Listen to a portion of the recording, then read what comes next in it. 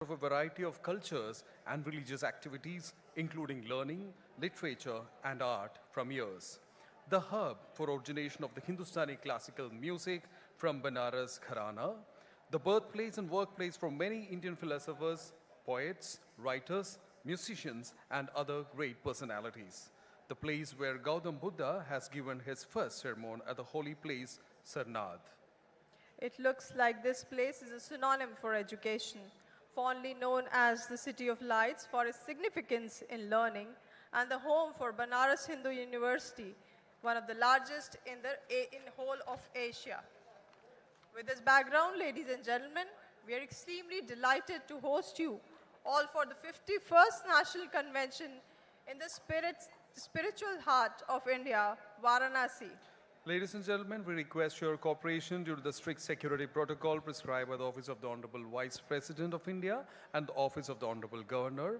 Since it's a high-profile event, you are requested to adhere to the instructions provided. You are requested to occupy your seats and avoid moving out of the hall, please. The entrance of the convention hall is getting closed soon as per the security measures. We'd also request you to keep your mobile phones on silent mode or on flight mode, please. Ladies and gentlemen, bringing and celebrating together the immensity of the profession from a torchbearer of good governance to an individual mastering the entrepreneur skills, we all join here for the congregation, the 51st National Convention of Company Secretaries. The strength of the conference, the theme, India at the rate G20, empowering sustainable future through governance and technology is in itself thoughtful and futuristic. Over the well-designed sessions, we shall ponder on thought-provoking ideas and take a glimpse of opportunities lying underneath. It would be our pleasure to take you through the memories of very first convention of company secretaries, which was held in the year 1972 in New Delhi on 22nd and 23rd of September. The convention was inaugurated by the then President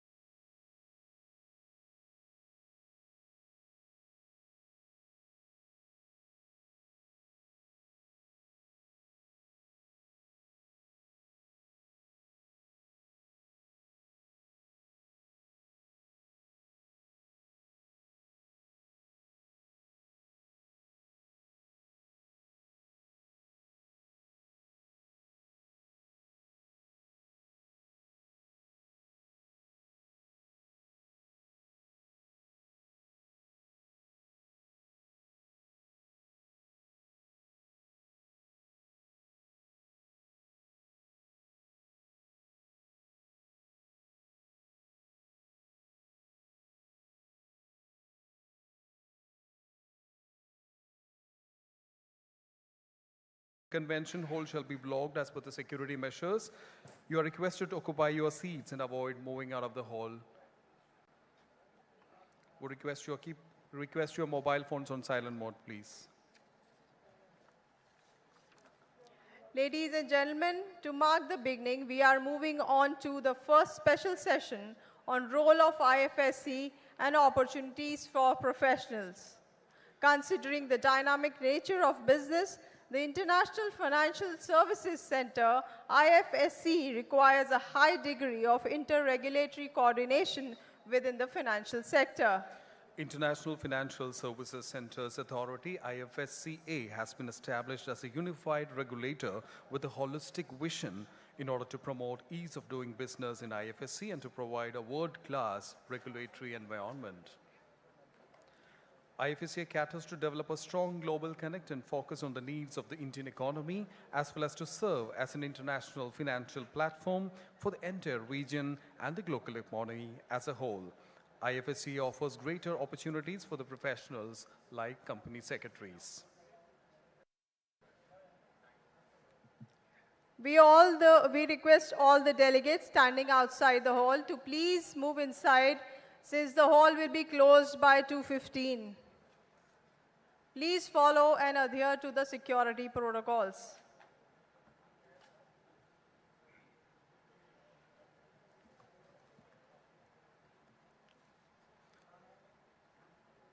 Ladies and gentlemen, as we already told, IFSCA caters to develop a strong global connect and focus on the needs of the Indian economy as well as to serve as an international financial platform for the entire region and the global economy as a whole.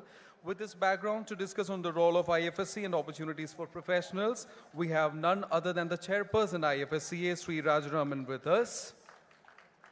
Would now request the dignitaries Shri K. Rajaraman, Chairperson IFSCA, CS Manish Gupta, President the ICSI, to join the dais, CS Dhananja Shukla, Program Director and Council Member the ICSI, CS Ashish Mohan, Secretary ICSI, CS Devendra Suhag, Chairman and IRC of ICSI, and CS Sonali Gupta, Chairperson Varanasi Chapter of ICSI, to please join the dais. Would request for a big round of applause here, please. We are just beginning with our sessions. Ladies and gentlemen, our esteemed members have been believing and living in Satyam Vadha Dharmam Chara, speak the truth, abide by the law in true letter and in spirit, to uphold the torch of corporate governance.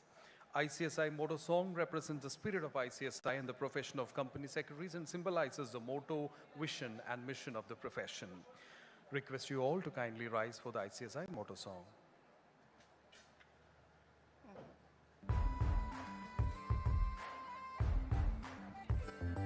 उम्मीद के अंबर में हम बन के खिले जो रोशनी, कह देंगे हम संसार को कोई लक्ष्य नामुमकिन नहीं। ज्ञान के और न्याय के हर राह को थामे हुए चल पड़े हैं झूम कर बस गीत ये गाते हुए। सत्यम वद धर्मम चर, सत्यम वद धर्मम चर, सत्यम वद धर्मम चर।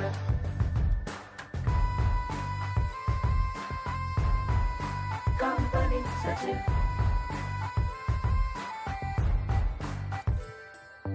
कदमों की हर एक गूंज में बस जीत का एहसास हो, राष्ट्र प्रगति पथ पे हो और आत्मबल की आस हो। जब भी चले इस भाव से खुलते गए हैं रास्ते, आवाज हमने दिल से दी है गीत ये गाते हुए। सत्यम वद धर्मम चर, सत्यम वद धर्मम चर, सत्यम वद धर्मम चर।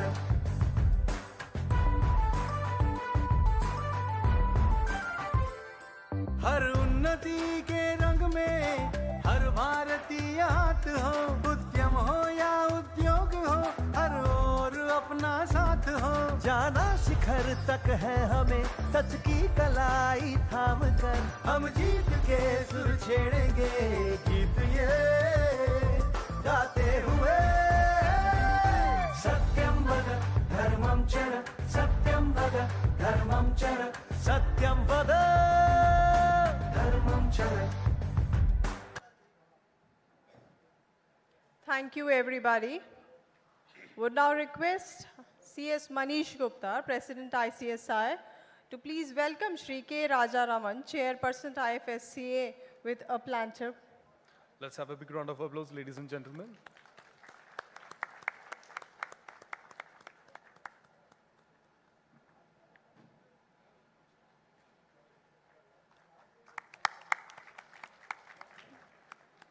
Would now request CS Devendra Suhag, Chairman, Northern India Regional Council, the ICSI, to formally introduce the dignitary.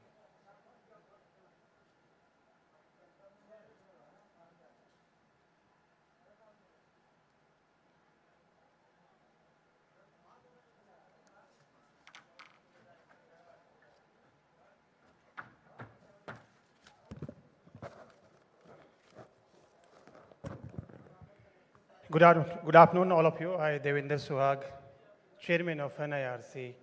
I welcome you all in this holy city of Kashi, and I can say spiritual capital of India, for this 51st National Convention of ICSI.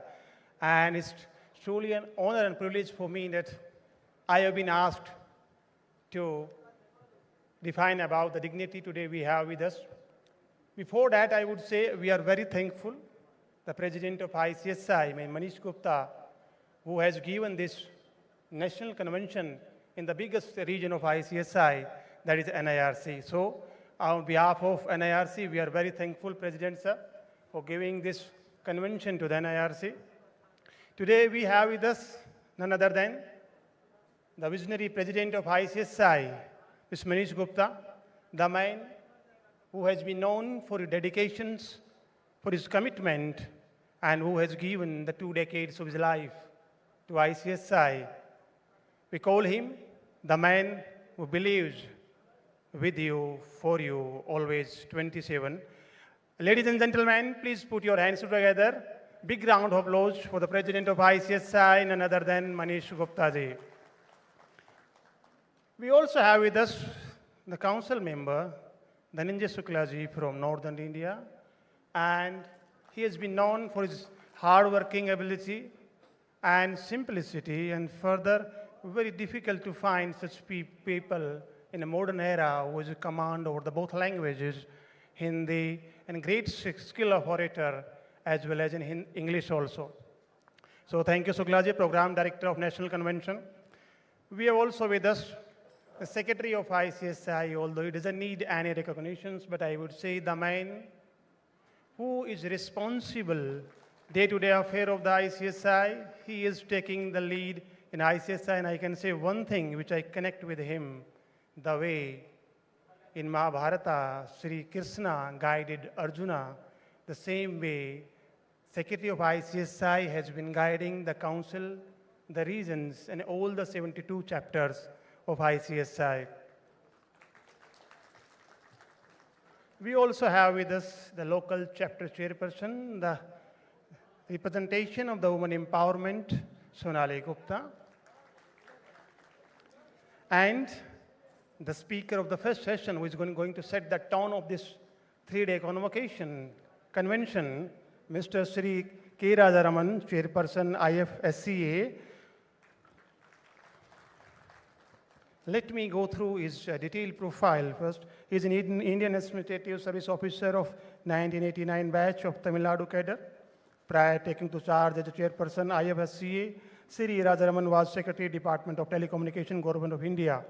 He has held other key positions in the Ministry of Finance, Government of India, Additional Secretary in Department of Economic Affairs, and Joint Secretary in Department of Expenditure.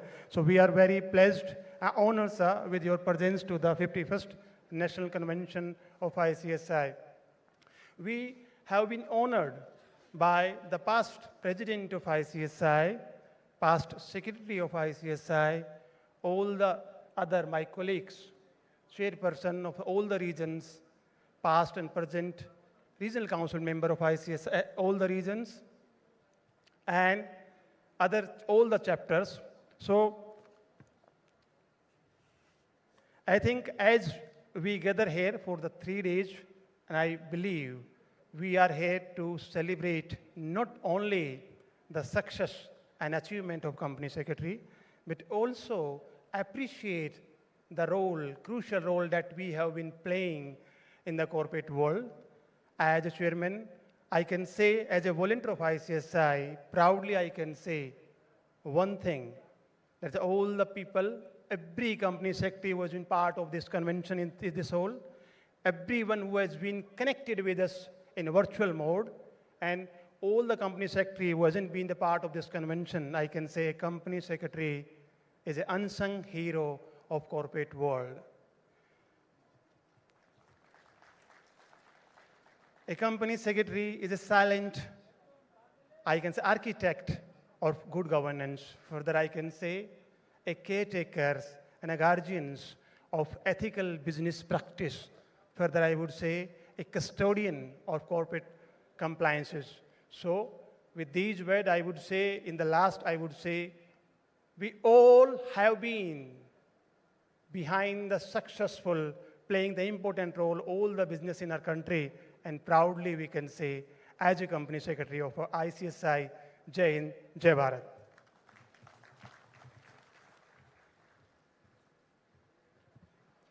Thank you, sir, for the warm introduction.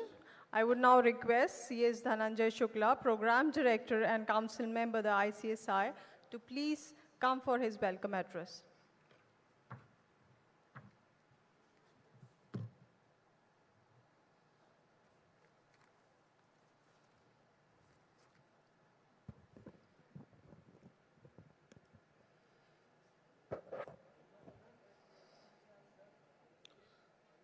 बाबा विश्वनाथ, उनके कोतवाल बाबा भैरव, मां अन्नपूर्णा और संकट मोचन हनुमान जी के चरणों में शीश नवाते हुए, नमन करते हुए भारत की आध्यात्मिक एवं सांस्कृतिक राजधानी काशी, वल्लभाचार्य, स्वामी वल्लभाचार्य, स्वामी रामानंद, रैदास, कबीर, संत कबीर की धरती काशी, भारत के मूर्धन्य साहित्यकारों में रहे जिन्होंने हिंदी को दिशा और एक दशा दी, मुंशी प्रेमचंद और जयशंकर प्रसाद की धरती काशी, अनेक संगीत रत्नों से विभूषित पंडित हरिप्रसाद चौरसिया, पंडित छन्नूलाल मिश्रा, स्वर्गीय गिरिजा देवी, जिन्होंने बांसुरी और बनारस की ठुमरी, कजरी, चैता को विश्व के मंच पे पोषित किया, सुशोभित किया,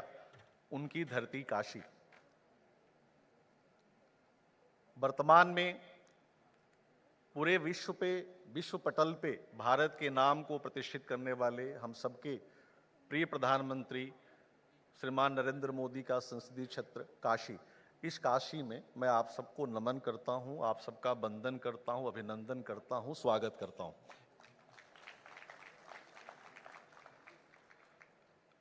आप सबको ध्यान होगा कि काशी की अपनी एक आध्यात्मिक महिमा है। आज जब थोड़ी देर पहले प्रेस कॉन्फ्रेंस हो रहा था तो भाई मनीष गुप्ता जी से जो है किसी पत्रकार ने पूछा कि आपका ये आयोजन काशी में क्यों हो रहा है, तो भाई मनीष गुप्ता जी ने एक बड़ा अच्छा जवाब दिया जिससे मैं आपको रूबरू कराना चाहता हूँ। काशी सिर्फ भारत की ही नहीं आध्यात्मिक और सांस्कृतिक राजधानी है, बल्कि यूं कहें तो विश्व की, पूरे विश्व की जो है आध्यात्मिक और सांस्कृतिक राजधानी है। और यहाँ पर आने पर जो आध्यात्मिक ऊर्जा मिलती है, मैं समझता हूँ उसी के दृष्टिकोण से, उसी को ध्यान में रखते हुए भाई मनीष गुप्ता जी ने यहाँ पे राष्ट्रीय अधिवेशन करने का निर्णय लिया। मैं इसके लिए भाई मनीष गुप्ता जी को कोटि साधुवाद और धन्यवाद देता हूँ कि आपने बनारस की सांस्कृतिक विरासत से सबको परिचय करवाने की जो आपने पीड़ा ली, उसके लिए आप काफ़ी धन्यवाद के पात्र हैं। Shri K Rajaraman ji, IAS and chairman international financial services centre authority, Shri Manish Gupta, president ICSI, Ashish Mohan ji, secretary ICSI, मेरे काउंसिल कलीग्स जो यहाँ पे सभी लोग मौजूद हैं, चेयरमैन NIRC श्री रविंद्र सुहाग जी, सोनाली जी, चेयरपर्सन वाराणसी चैप्टर, जो ICSI के जितने पूर्व अध्यक्ष हैं जो यहाँ पे मौजूद हैं, जो ICSI के पूर्व सेंट्रल काउंसिल मेंबर हैं जो यहाँ पे मौजूद हैं, प्रेस और मीडिया के साथी, प्रशासन और पुलिस के जो लोग यहाँ पर मौजूद हैं, विभिन्न चैप्टरों और रीजनल काउंसिल के जो साथी यहाँ पे मौजूद हैं, देश के कोने कोने से आए हुए डेलीगेट्स, विश्व के कोने कोने से जो है डेलीगेट्स यहाँ पे फिजिकली जो है मौजूद हैं या जो वर्चुअल मोड पे जुड़े हुए हैं, मैं आप सबका एक बार पुनः हार्दिक अभिनंदन और स्वागत करता हूँ। एक बार जोरदार तालियों से आप सबका हार्दिक अभिनंदन और स्वागत। मित्रों, आज का जो हमने थीम जो है सेलेक्ट किया था कि India at the G20 empowering sustainable future through governance and technology, लेकिन इससे पहले एक थोड़ी सी पृष्ठभूमि में आपको लेके जाना चाहूँगा। कल मेरे को एक साथी ने पूछा कि आपने ये सत्यम वद धर्मम चर का मोटो क्यों रखा है, कंपनी सेक्रेटरी की भूमिका इससे कैसे कनेक्ट होती है। तो मैंने उनको कहा कि आप गोस्वामी तुलसीदास की कर्मस्थली बनारस में हैं, जहाँ पर उन्होंने जो है रामचरितमानस की रचना की थी, और सुंदरकांड में वो लिख के गए कि सचिव वैद गुरु तीन जो प्रिय बोलहि भय आस, राज धर्म तन तीन कर होई बेगहि नाश।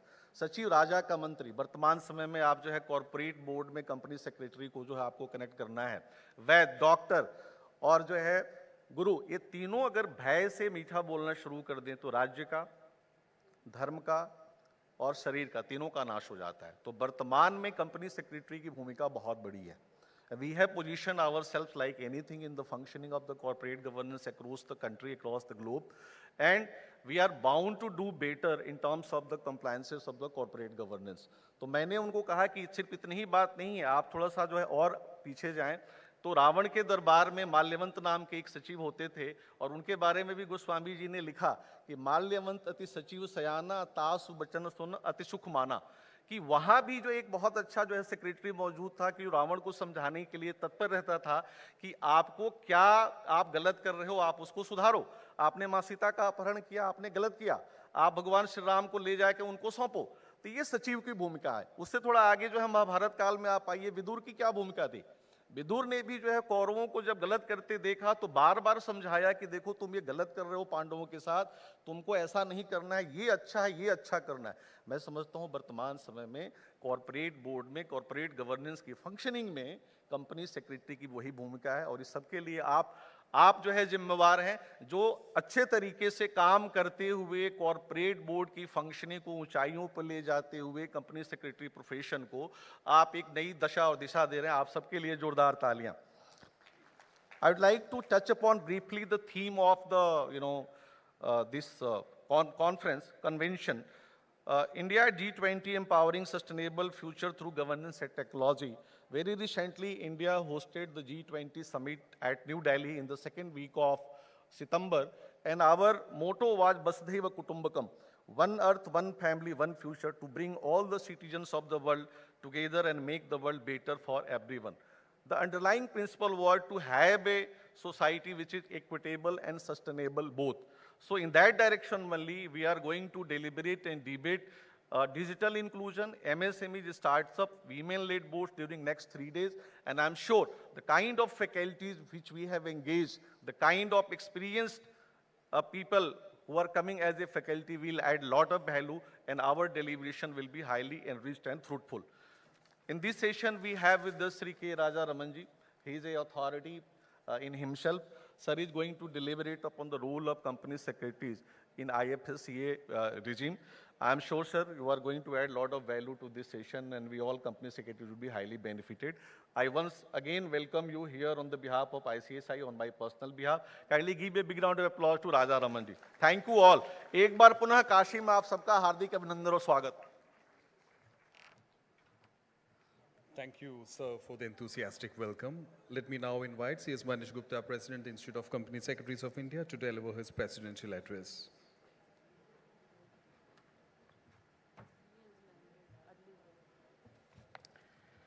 Good afternoon. Good afternoon. At the outset, I welcome you all to the 51st National Convention of Company Secretaries being organized by ICSI at the holy city of Varanasi. Shri K. Raja Ramanji, Chairperson, International Financial Services Center Authority at Gandhinagar, Ahmedabad. Dhananjay Shukla ji, my Central Council colleague, Ashish Mohan, Secretary, Devendra Suhag, Sonali, my Central Council colleagues in the Council, past presidents who are sitting here,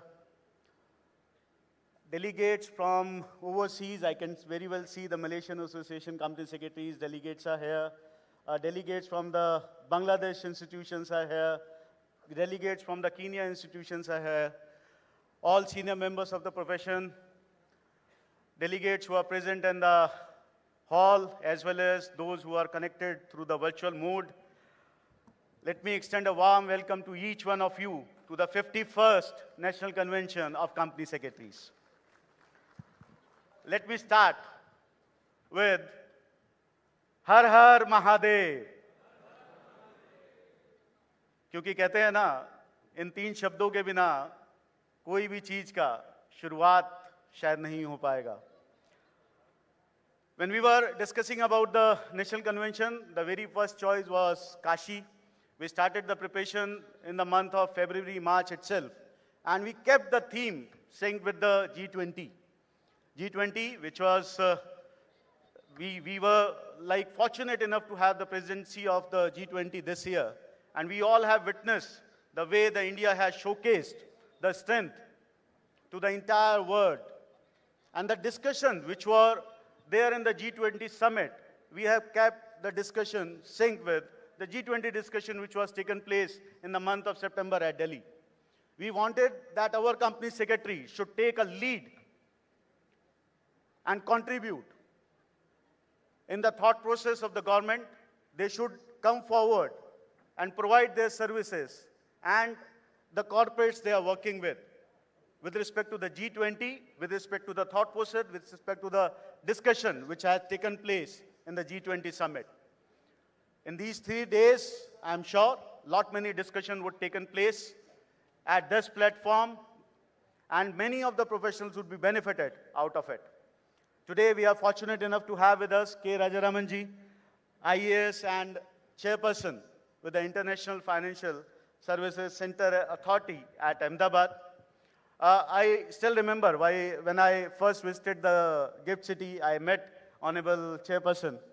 And then only we requested him that we are organizing our 51st National Convention at Varanasi. You should come and deliberate your address.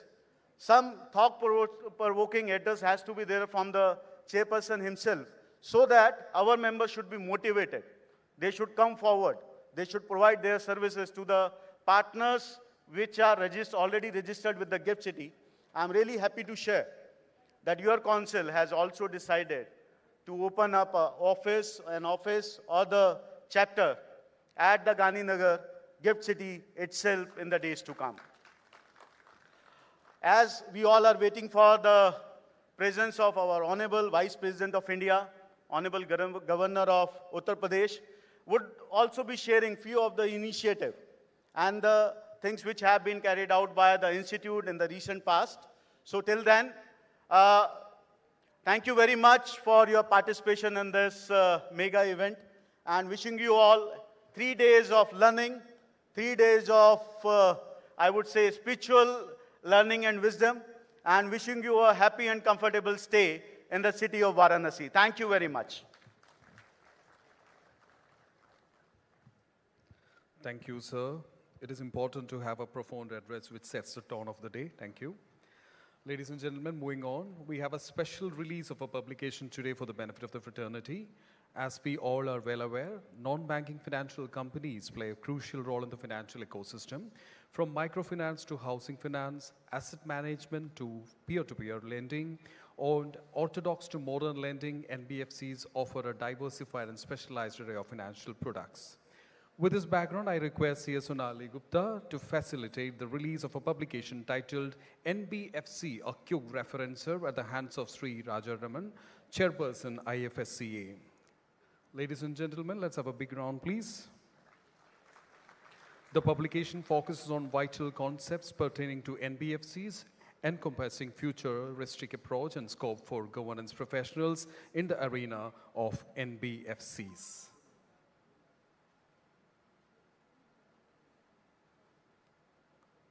Ladies and gentlemen, that's a release of the publication NBFC, a quick referencer. Thank you, sir. Thank you, madam. Ladies and gentlemen, it gives me immense pleasure to now invite our guest, Sri K. Rajaraman, Chairperson IFSCA, to share his words of wisdom and enlighten our audience. Over to you, sir.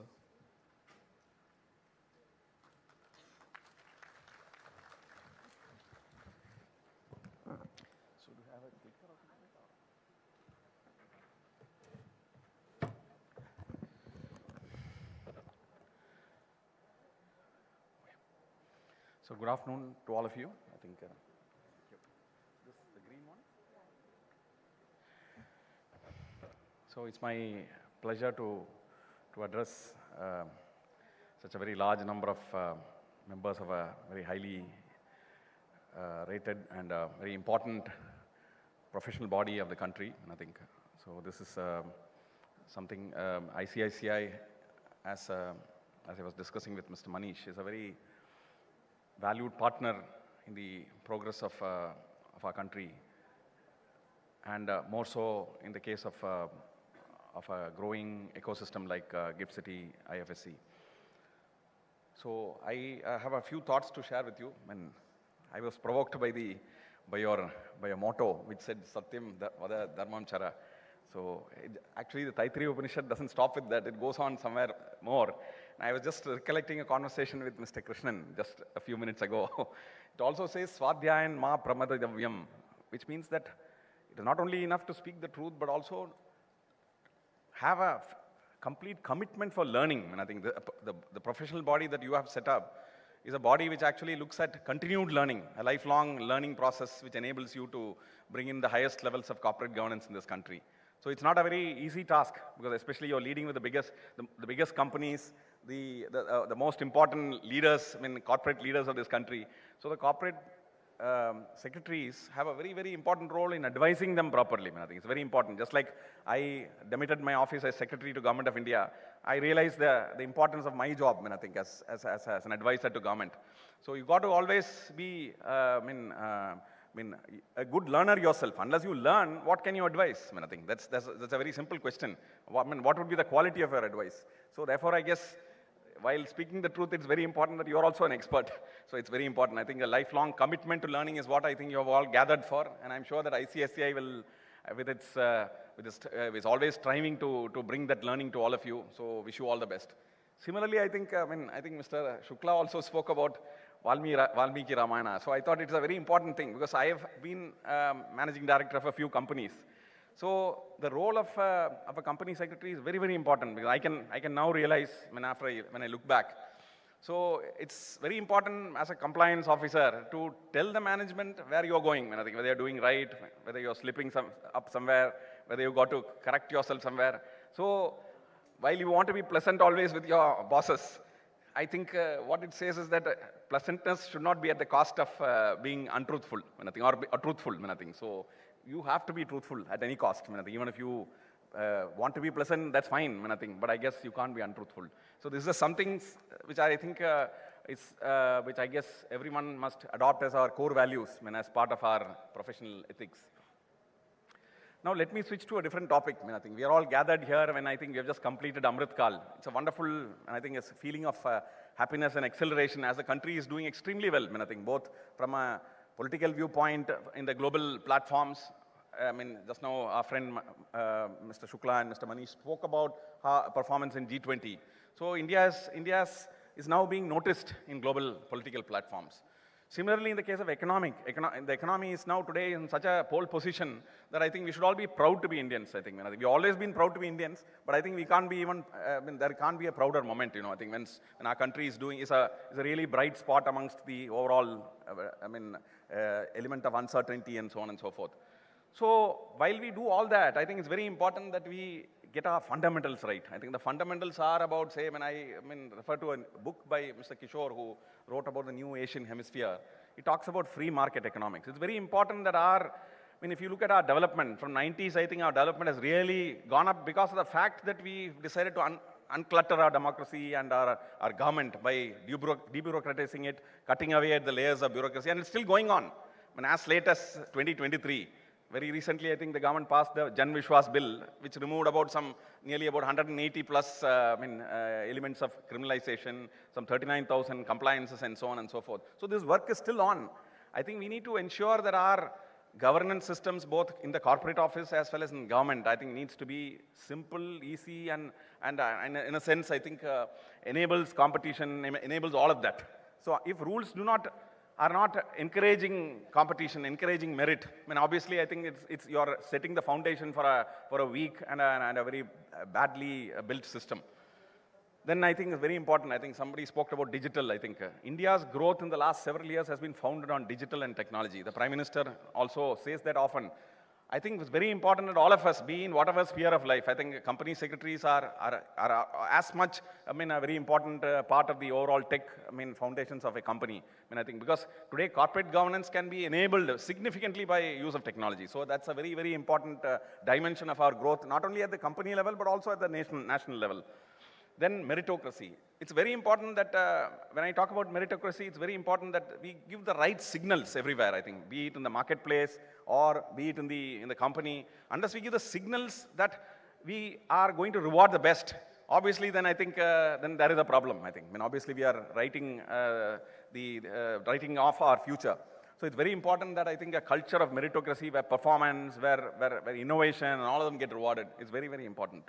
Then we need to have a culture of peace. Today we see wars breaking out in various parts of the world. That's very, very, how can one plan an investment? I think at a company level or at the national level when there is so much of uncertainty. No company can ever think when there's a crisis in the corner. So therefore it's very important that I think we have a culture of peace. I think there can't be, if you are at war, then certainly I think we can't plan long-term things. Rule of law is very important, and you guys are the most important cornerstones of the rule of law. I think to establish a proper rule of law within an organization is probably one of your very important tasks. Then, of course, education and pragmatism. I will not dwell on all of that.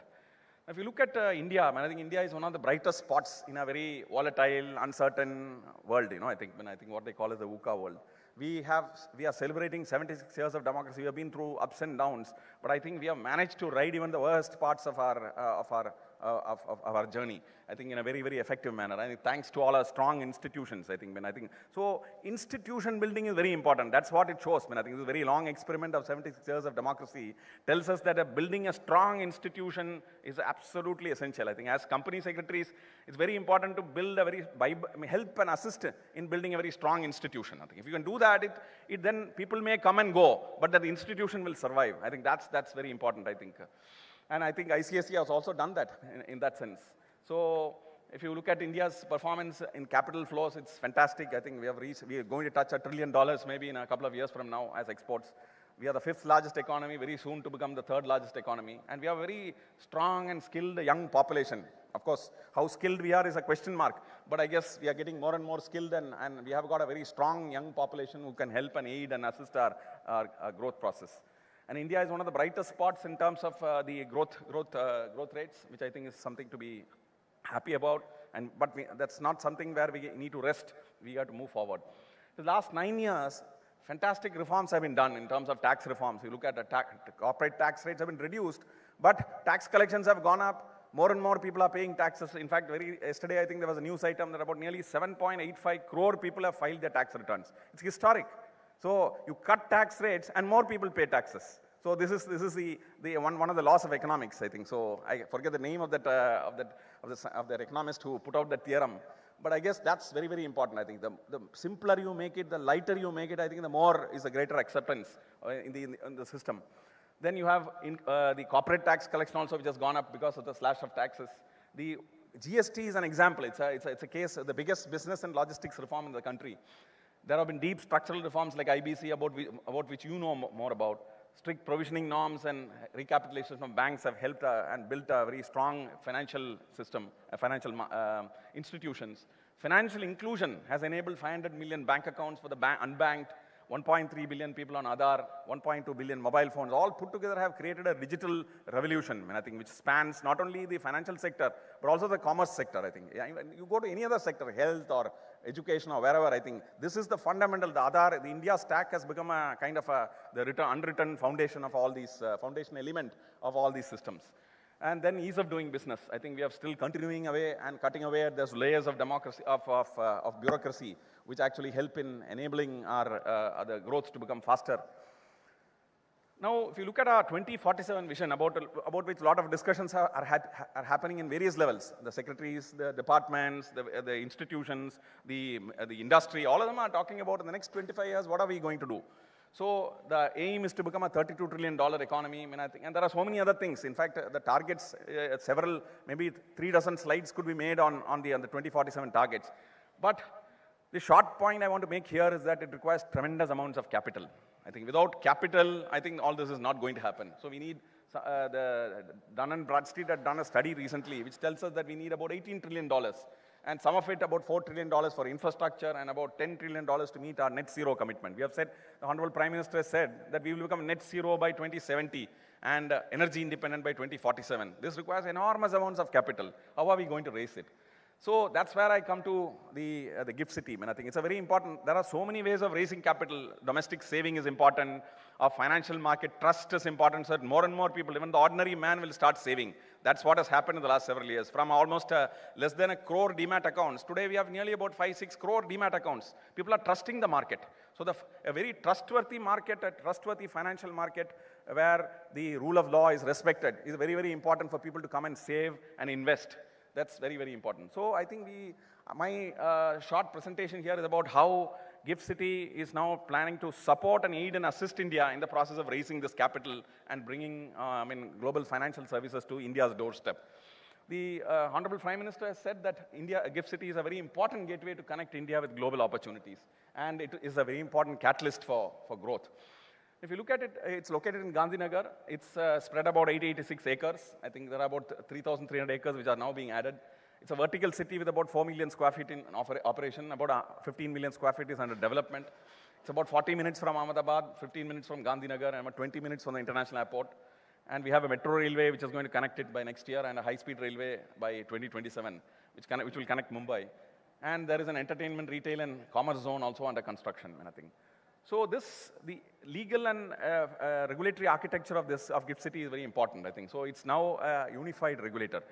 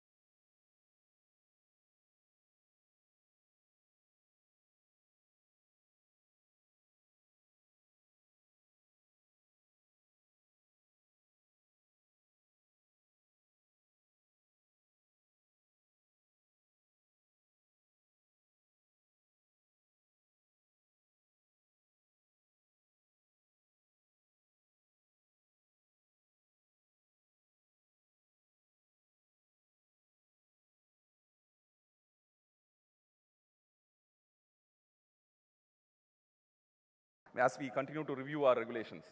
And we have a special carve-outs from certain domestic laws to enable foreign investors to feel at ease. But that does not mean that we are free from certain very important restrictions like AML and CFT. I think the money laundering and financing of terrorism is something which is a complete no-no, and therefore the PMLA Act also applies to this jurisdiction. Though there are carve-outs from FEMA and many other jurisdictions. Yeah. So we have tax benefits, which is a complete corporate tax holiday for 10 years out of 15 years, the minimum alternate tax of 9%, and no commodity transaction tax or security transaction tax, etc. And there's a reduced withholding tax of 9% on interest paid on debt instruments, and the competitive tax regime for funds. And we have also incentives under the ITAS policy. So this is the overall set of businesses that are now set up shop in GIFT City, and I think I do not want to go too much into that. We have a banking ecosystem with about, I'll come to this a little later. There are about 30 regulations which have been put in place for banking, insurance, for the fund management, and also shortly there will be regulations for pensions as well. We also have regulations for ship leasing, aircraft leasing, etc., etc. We have now about 550 entities which are registered there. The monthly turnover on the stock exchange, there are 2 stock exchanges there, which has a monthly turnover of about $67 billion. The banking, there are about 27 banks which have an asset size of about $46 billion. And there are 6,000 people who work there, and so on and so forth. I think I'll leave this presentation, which may be circulated to all the people. So I'll not go into details.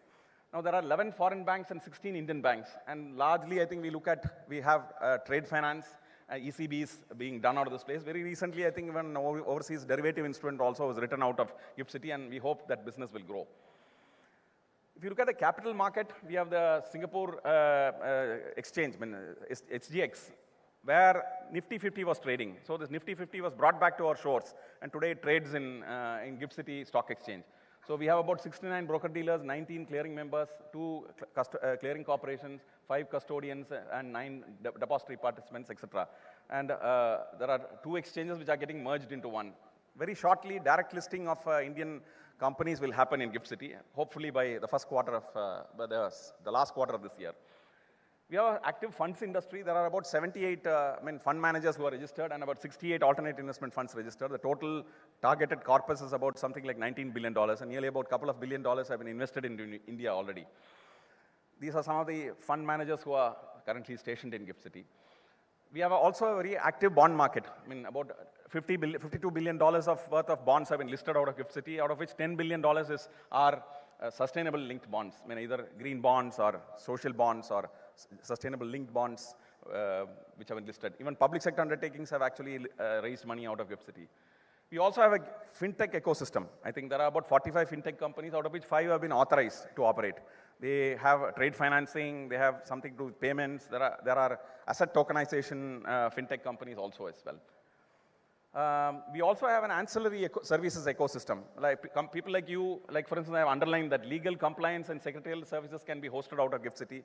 We want global companies to run these services out of GIFT City. And already if you look at it, Bank of America has got a 2,500 headcount tech office which operates out of GIFT City. IBM has, there are many, many other companies which operate.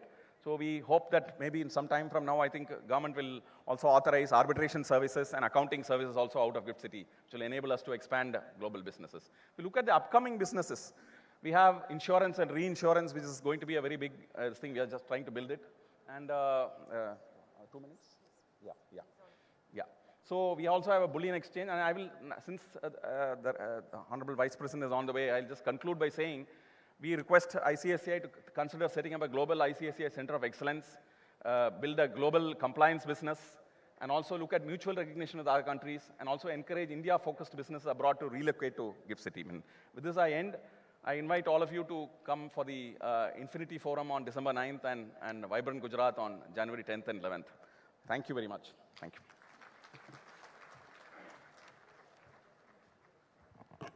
Thank you, sir, for your insightful, prolific address and for enlightening the role of Company Secretary.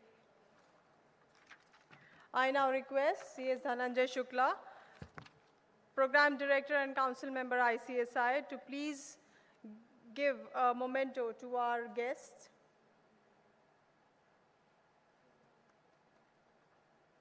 A huge round of applause.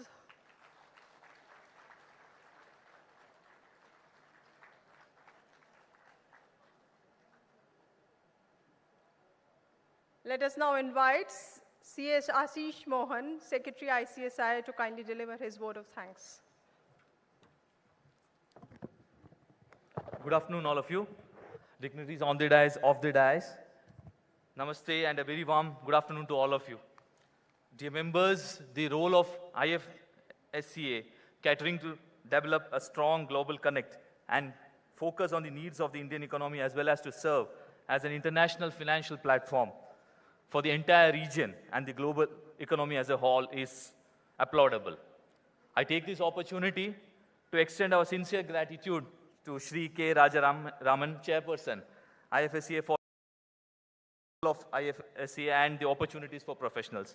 Thank you, sir, for that wonderful presentation and taking us through and sharing your words of wisdom and sparing your valuable time.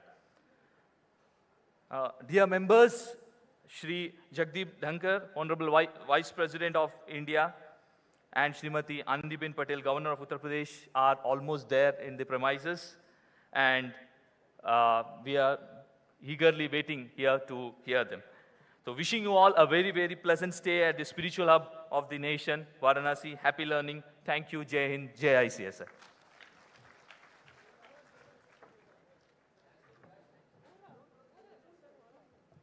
Thank you, sir. That was indeed a great start, ladies and gentlemen, for this special event. Carrying the spirit and energy ahead, we are now passing on to the formal inaugural ceremony of the 51st National Convention of Company Secretaries. Continue.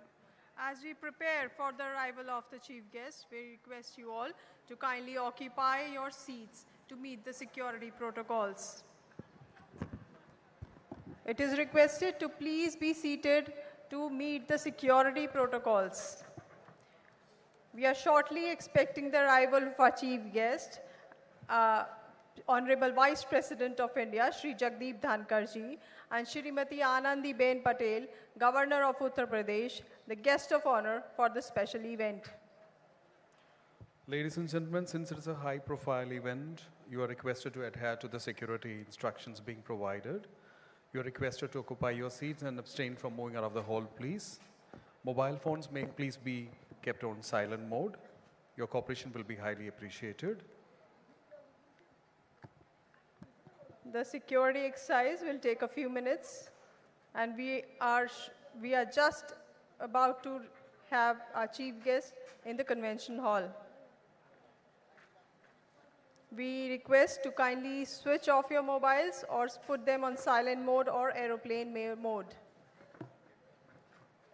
Dear esteemed guests, to take you through the first day of this mega event, we have just concluded the first special session.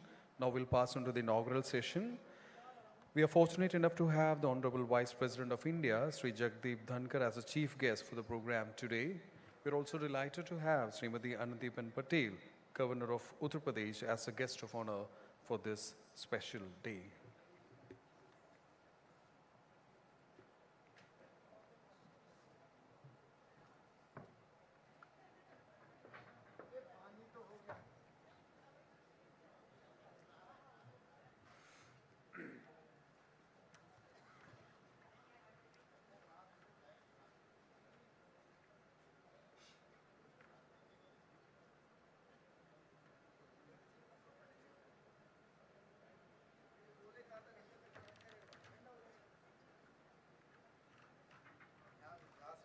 पानी रखोगे ठंडा नहीं हो जाएगा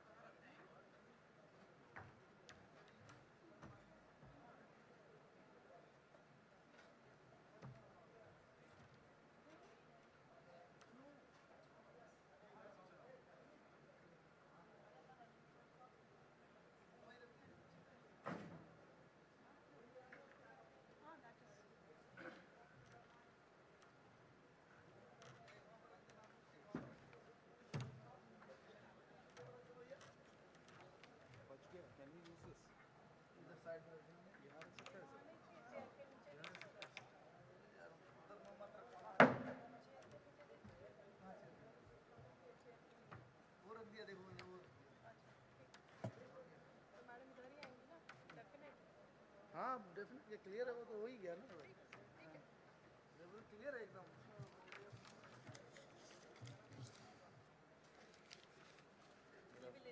अच्छा this will be required for the video release. Give it to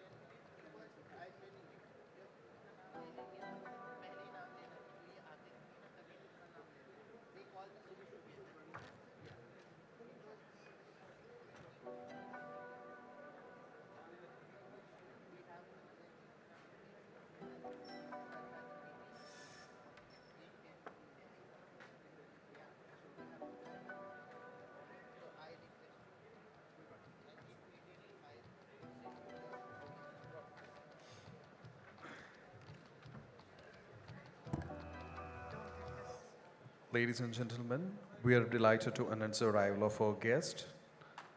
It's an absolute honor that the Honorable Vice President of India, Shri Jagdeep Dhankhar, has arrived at the venue. I request President Delighted to announce the arrival of our guest. It's an absolute honor that the Honorable Vice President of India, Shri Jagdeep Dhankhar, has arrived at the venue.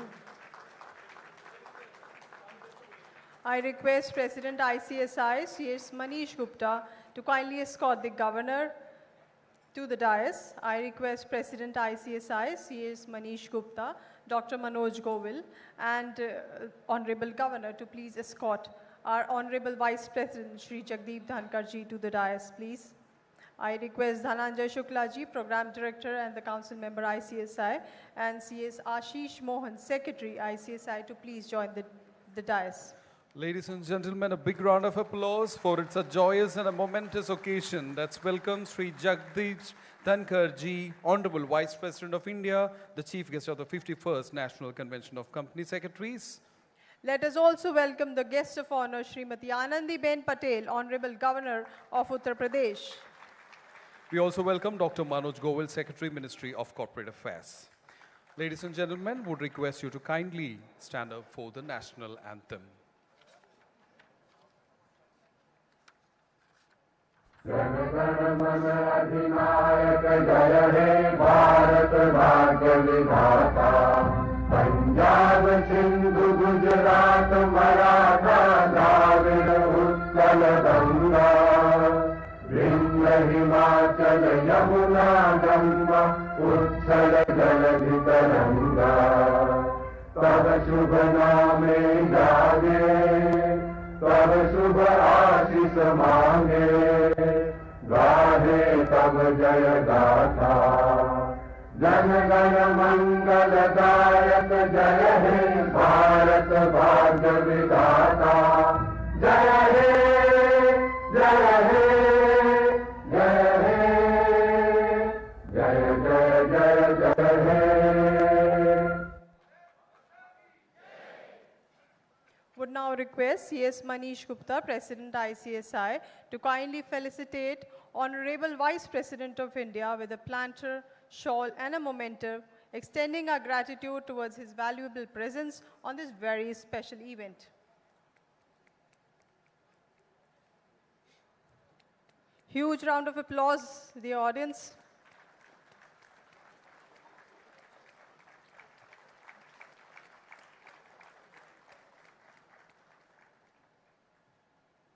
Let's have a big round of applause, ladies and gentlemen.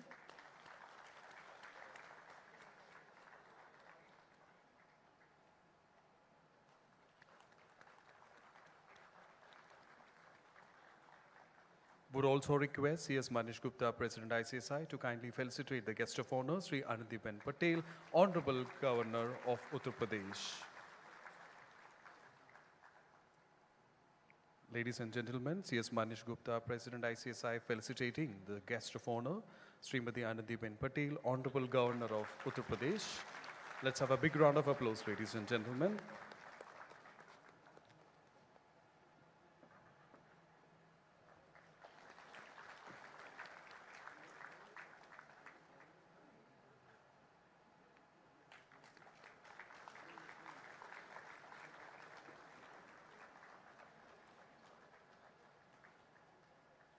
I would now request CS Manish Gupta, President ICSI, to kindly felicitate Dr. Manoj Govil, Secretary, Ministry of Corporate Affairs.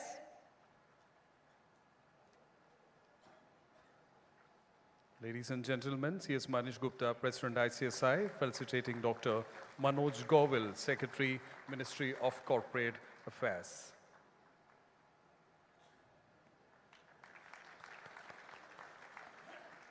Thank you, sir.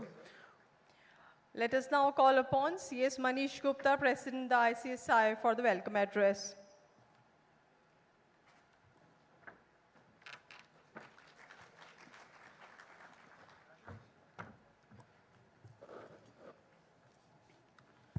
Good afternoon.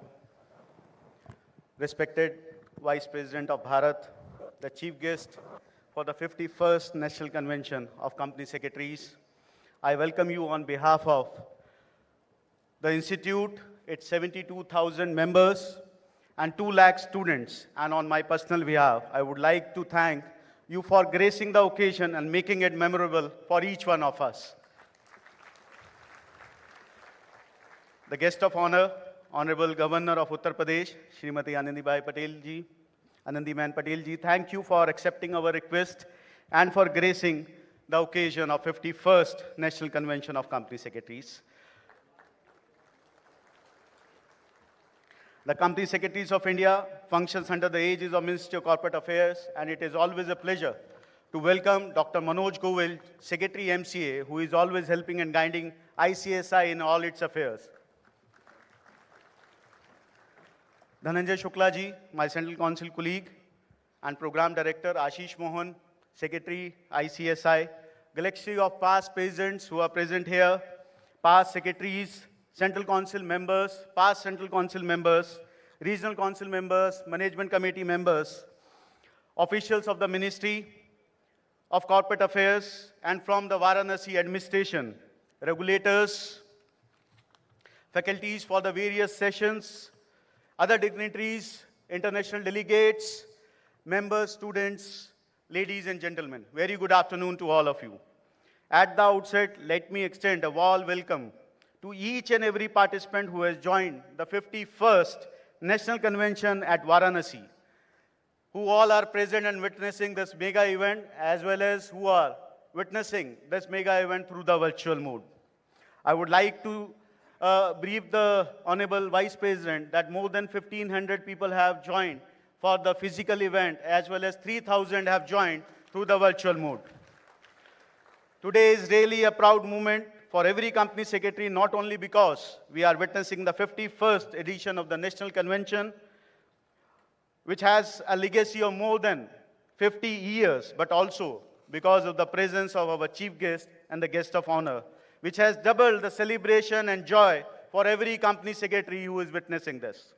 Sir, the profession of company secretaries was started way back in the year 1968 with few members. And today, we are touching the lives of more than 3 lakh families, which includes a strong membership base of 72,000 and more than 2 lakh students who are pursuing this course.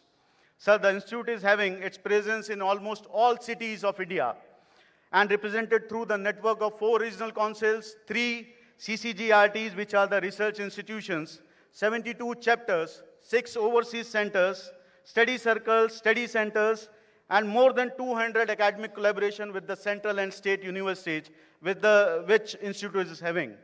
We are the most humbly the largest body of governance professional in the world and working for its vision to be a global leader in promoting good corporate governance.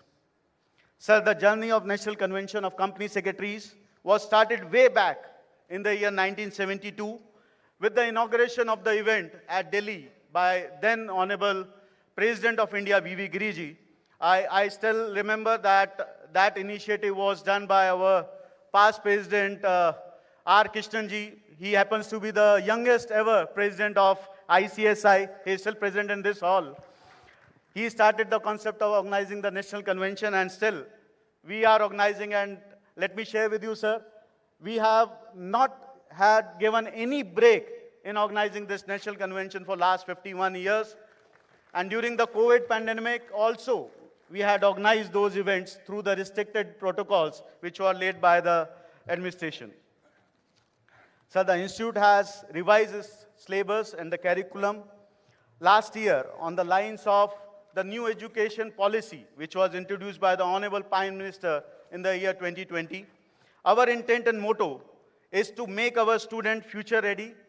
At ICSI, and we are focusing on the employability, skill development, and specialization of students. I'm happy to share that the ICSI is the first institution to have full-fledged subject and papers like ESG and sustainability, CSR, artificial intelligence, ADR, cybersecurity, and many more.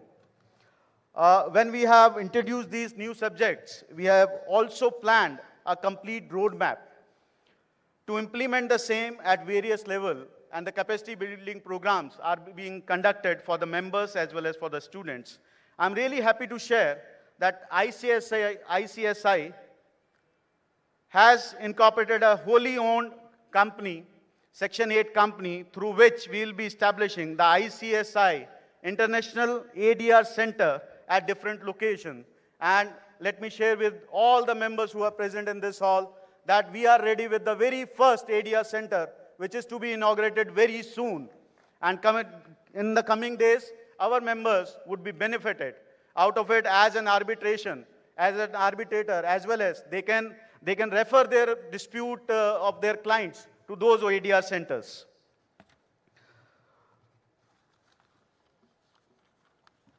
Sir, welfare of all our members and students and employees is always a priority of the Council. And in this regard, we have recently launched, in the presence of our Honorable President of India on 4th of October, a scheme for the group medical insurance for all the members, their families and employees. I'm sure that is going to benefit all the members in the days to come. At the same time, today we are going to release a booklet which covers each and every MOU and the tie-up Institute is having up to this time. That would be released by the hands of our Honorable Vice President and would be given to all the members so that they would be benefit out of it. So the company secretaries always treated as partners in the nation building. I feel extremely delighted and humbled to share that the Council has decided to give 100% waiver of fees at the time of registration in the CS course to all the Agnivees who have been inducted in the defense services under the Agnipath scheme of the Government of India.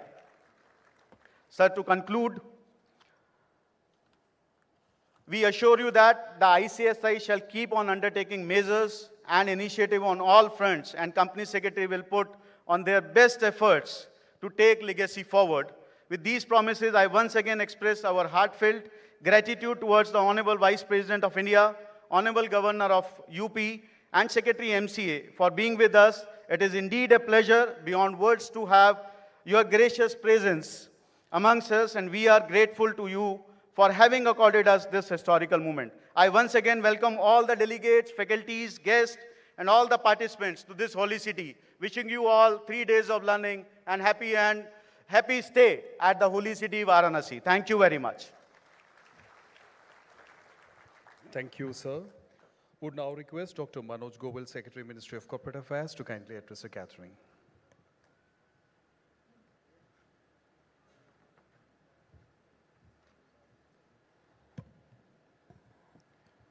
The chief guest of the day, Shri Jagdeep Dhankhar ji, Honorable Vice President of India. The guest of honor, Srimati Anandiben Patel ji, Honorable Governor of Uttar Pradesh.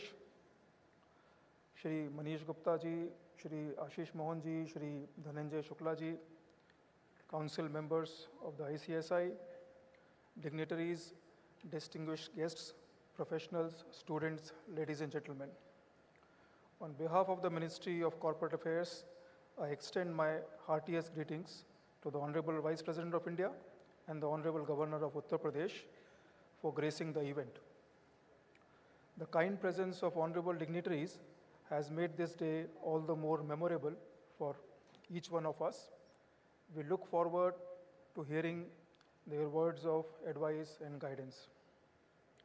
I'm happy to participate in the 51st National Convention of the Company Secretaries at this holy city of Varanasi. The gathering here represents 72,000 company secretaries and a large number of students as well who are engaged in monitoring, protecting, and promoting good governance in the corporate sector. Recently, I participated in the 55th Foundation Day function of the ICSI held at Vigyan Bhavan. I recall the words of the Honorable President of India, Srimati Draupadi Murmu ji, who commended the contribution of the ICSI in building a strong and capable India. It was also said that the Institute has demonstrated efficiency and proficiency and has set new dimensions and standards of excellence in accordance with its motto, Satyam Vad Dharmam Char, and that the future of India's corporate governance depends on the willpower and actions of company secretaries who can make in India a role model of good corporate governance as well as good governance. Friends, one of the primary mandates of my ministry, Ministry of Corporate Affairs, that I am secretary of, is the administration of the legal framework for companies.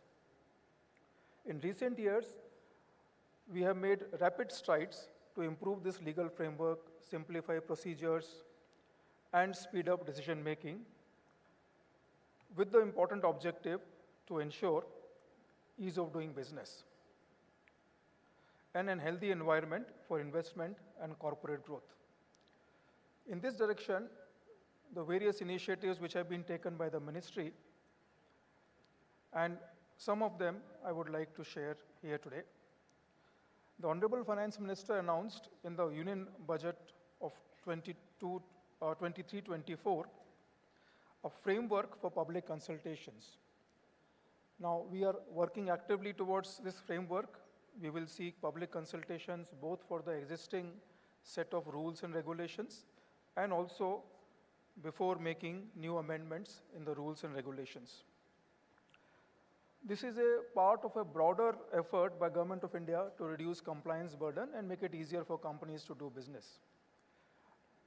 This is a great opportunity for all professionals, industry associations, and corporates to share their views, their ideas, and to participate in the process of lawmaking. All these regulations, all these rules are subordinate legislation, and often we hear from company secretaries and as well as other professionals that some of them are not suitably drafted or there are some ambiguities.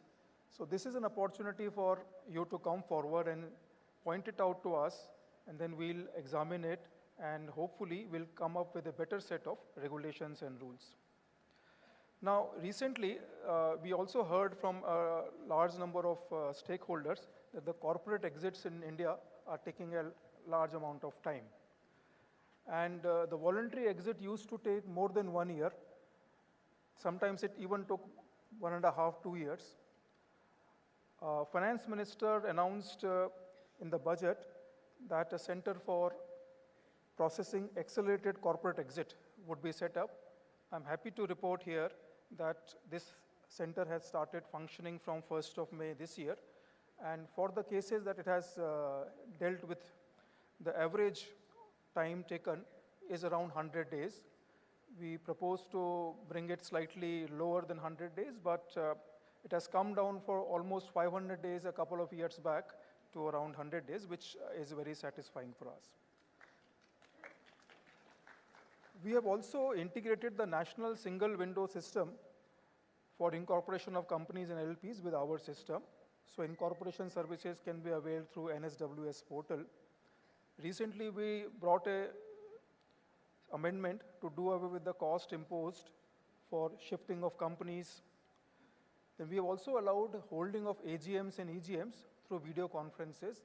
Now, this has been allowed till September 2024, but the general thinking is that we should make it a permanent feature, but that would require some amendments in law. And recently, we also gave a relaxation in additional fees to LLPs for who could not file Form 3, Form 4, or Form 11. And that, I think, has been helpful as far as LLPs are concerned. Now, I would also say here that ease of doing business, the social and economic development, and the safety and security of the country go hand in hand, they go together. The government has also put in some measures to ensure greater transparency, compliance with tax laws, and better congruence with the international norms about AML, anti-money laundering, and countering of financing of terrorism.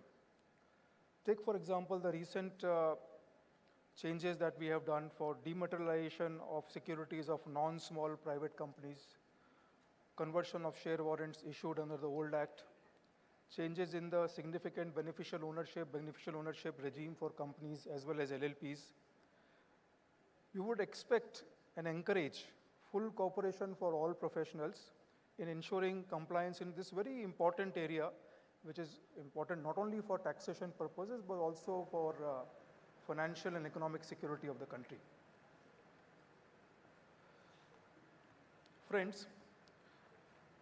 Company secretaries are playing an important role in revising the corporate world in decision making with their expert knowledge and critical thinking. You are the guardians of corporate governance in the corporate sector, and the Honorable Prime Minister himself mentioned in one of the meetings of professionals the power that is wielded by the professionals while they certify, whether it is a tax statement or whether it is a corporate statement. So that is the kind of trust that the government has reposed on the company secretaries. But I would take this opportunity to share that as far as the institute is concerned, ICSI, it has always helped the MCA in augmenting our initiatives.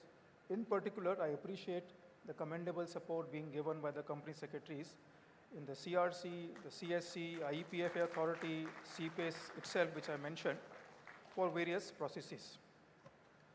Friends, as India progresses through Amrit Kal, professionals like you have a great responsibility to give your best to creating a more transparent, accountable, and efficient governance system in the country.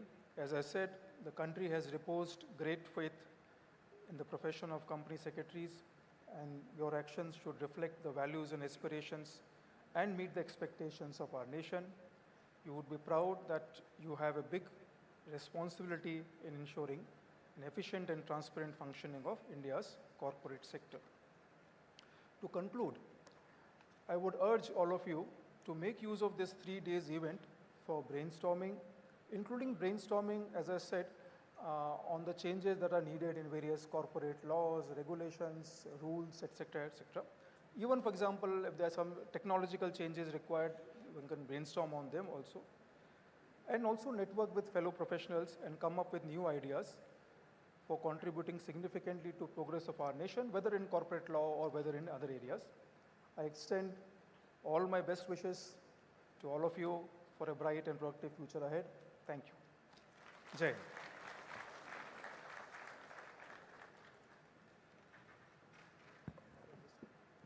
Thank you, sir.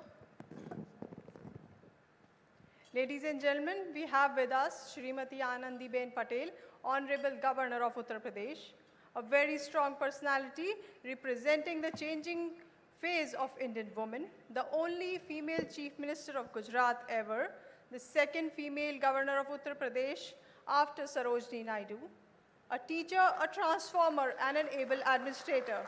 Let's put our hands together for Shrimati Anandiben Patel, Honorable Governor of Uttar Pradesh, and would request ma'am to please address the gathering.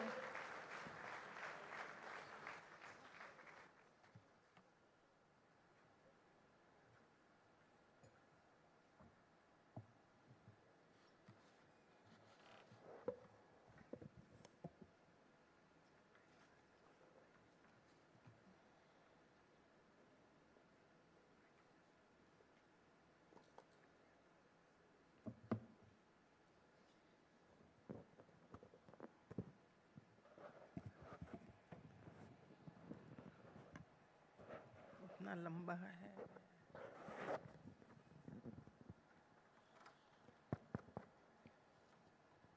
चलेगा।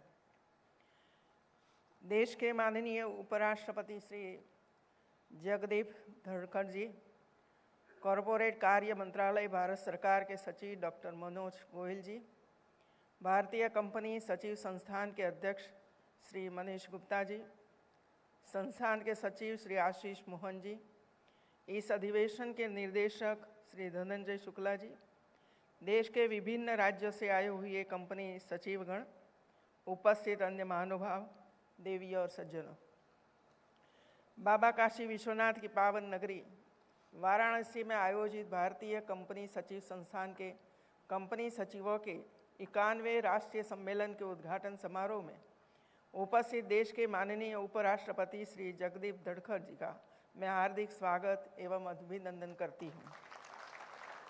मुझे विश्वास है कि माननीय उपराष्ट्रपति महोदय के विचार और ज्ञान हम सभी के लिए उपयोगी एवं प्रेरणादायी होंगे। इसके साथ ही मैं इस राष्ट्रीय सम्मेलन में आए हुए सभी प्रतिनिधियों का भी अभिनंदन करती हूँ। देश की सांस्कृतिक नगरी एवं आध्यात्मिक राजधानी काशी में कंपनी सचिवों का राष्ट्रीय सम्मेलन का आयोजन होना हम सभी के लिए गौरव की बात है। कंपनी सचिव सार्वजनिक एवं निजी क्षेत्र की कंपनियों के लिए एक महत्वपूर्ण पद होता है। यह कॉरपोरेट की चेतना का रक्षक होता है। कंपनी सचिव का दायित्व होता है कि वह दक्षतापूर्वक प्रबंधन करने के साथ कंपनी कानूनों का पालन कराते हुए अपनी संस्था को प्रगति के पथ पर आगे ले जाए। इसके लिए कंपनी सचिव को सघन प्रशिक्षण की आवश्यकता होती है। इस दिशा में भारतीय कंपनी सचिव संस्थान अपनी महत्वपूर्ण भूमिका निभा रहा है। अगर यह कहा जाए कि भारतीय कंपनी सचिव संस्थान देश के लिए उच्च कोटि के सचिवों को तराशने का महत्वपूर्ण कार्य करता है, तो इसमें किसी प्रकार की कोई शंका नहीं है। एक सशक्त और समर्थ भारत के निर्माण में भारतीय कंपनी सचिव संस्थान का योगदान सराहनीय है। इस संस्थान का आदर्श वाक्य सत्यम वद धर्मम चर, यानी सत्य बोलो और नियम कानून का पालन करो के अनुकूल कार्य करने का आह्वान करता है। आपकी दी हुई सही या गलत सलाह देश के कॉरपोरेट गवर्नेंस को प्रभावित करता है। कंपनी सचिव के रूप में आप अनेक महत्वपूर्ण निर्णयों का हिस्सा होते हैं। इसलिए यह जरूरी है कि आप यह सुनिश्चित करें कि जिस भी संगठन के साथ आप जुड़े हैं वो आने वाली पीढ़ी की आवश्यकताओं से समझौता किए बिना वर्तमान पीढ़ी की आवश्यकताओं को पूरा करें। इसके साथ ही देश में मौजूदा प्रत्येक कंपनी कानून का पालन करें, अपने वही खाता गड़बड़ी न करें, पूरी पारदर्शिता रखें। आप अपनी जिम्मेदारी जिस तरह से निभाते हैं उसी से देश के कॉरपोरेट संस्कृति का पता चलता है। मित्रों, आपके कार्य ऐसे होने चाहिए जो भारत को विश्व पटल पर स्थापित कर सके। देश के माननीय प्रधानमंत्री श्री नरेंद्र मोदी जी के नेतृत्व में आज भारत सभी क्षेत्रों में आगे बढ़ रहा है। वह चाहे आर्थिक क्षेत्र हो या सामाजिक, सभी दिशा में तेजी से आगे बढ़ रहा है। हमारा भारत दुनिया में 5वें नंबर की अर्थव्यवस्था है। प्रधानमंत्री श्री नरेंद्र मोदी जी का लक्ष्य इसे टॉप 3 पर लाने का है। देश की ये अर्थव्यवस्था ग्रोथ हमारे युवाओं के लिए अपार अवसर लेकर आएगी। केंद्र व राज्य सरकार निवेश बढ़ाने के और आर्थिक विकास को गति देने के लिए हर आवश्यक कदम उठा रही है। ये विकसित भारत के लक्ष्य को हासिल करने की दिशा में एक जरूरी कदम है। ऐसे में यह और भी महत्वपूर्ण हो जाता है कि हमारे प्रोफेशनल्स न केवल क्षमतावान और योग्य हो बल्कि साहसी और सृजनशील भी हो। कंपनी सचिवों के 91वें राष्ट्रीय सम्मेलन का विषय एम्पावरमेंट की sustainable future through governance and technology, जो समसामयिक और सार्थक है। प्रधानमंत्री श्री नरेंद्र मोदी के नेतृत्व में भारत ने जिस प्रकार विकास के लिए, समावेशन के लिए, भ्रष्टाचार मिटाने के लिए, व्यापार को आसान बनाने के लिए, जीवन जीने में आसानी बढ़ाने के लिए डिजिटल तकनीकों का उपयोग किया है, वह विकासशील देशों के लिए मॉडल और टेम्पलेट है। एक बाजार के रूप में भारत न केवल आबाद हो रहा है बल्कि प्रक्रियाओं का सरलीकरण भी किया जा रहा है। उत्तर प्रदेश सरकार ने पिछले 5 वर्षों में व्यापार करने में आसानी, निवेश, विनिर्माण और निर्यात, रोजगार में अभूतपूर्व प्रगति, कृषि और संबंध क्षेत्रों में उत्पादन तथा खरीद, बुनियादी ढांचे, कनेक्टिविटी और पर्यटन के साथ सकल लाभ सुनिश्चित किया है। उत्तर प्रदेश 774 सरकारी सेवाएं ऑनलाइन प्रदान कर रहा है।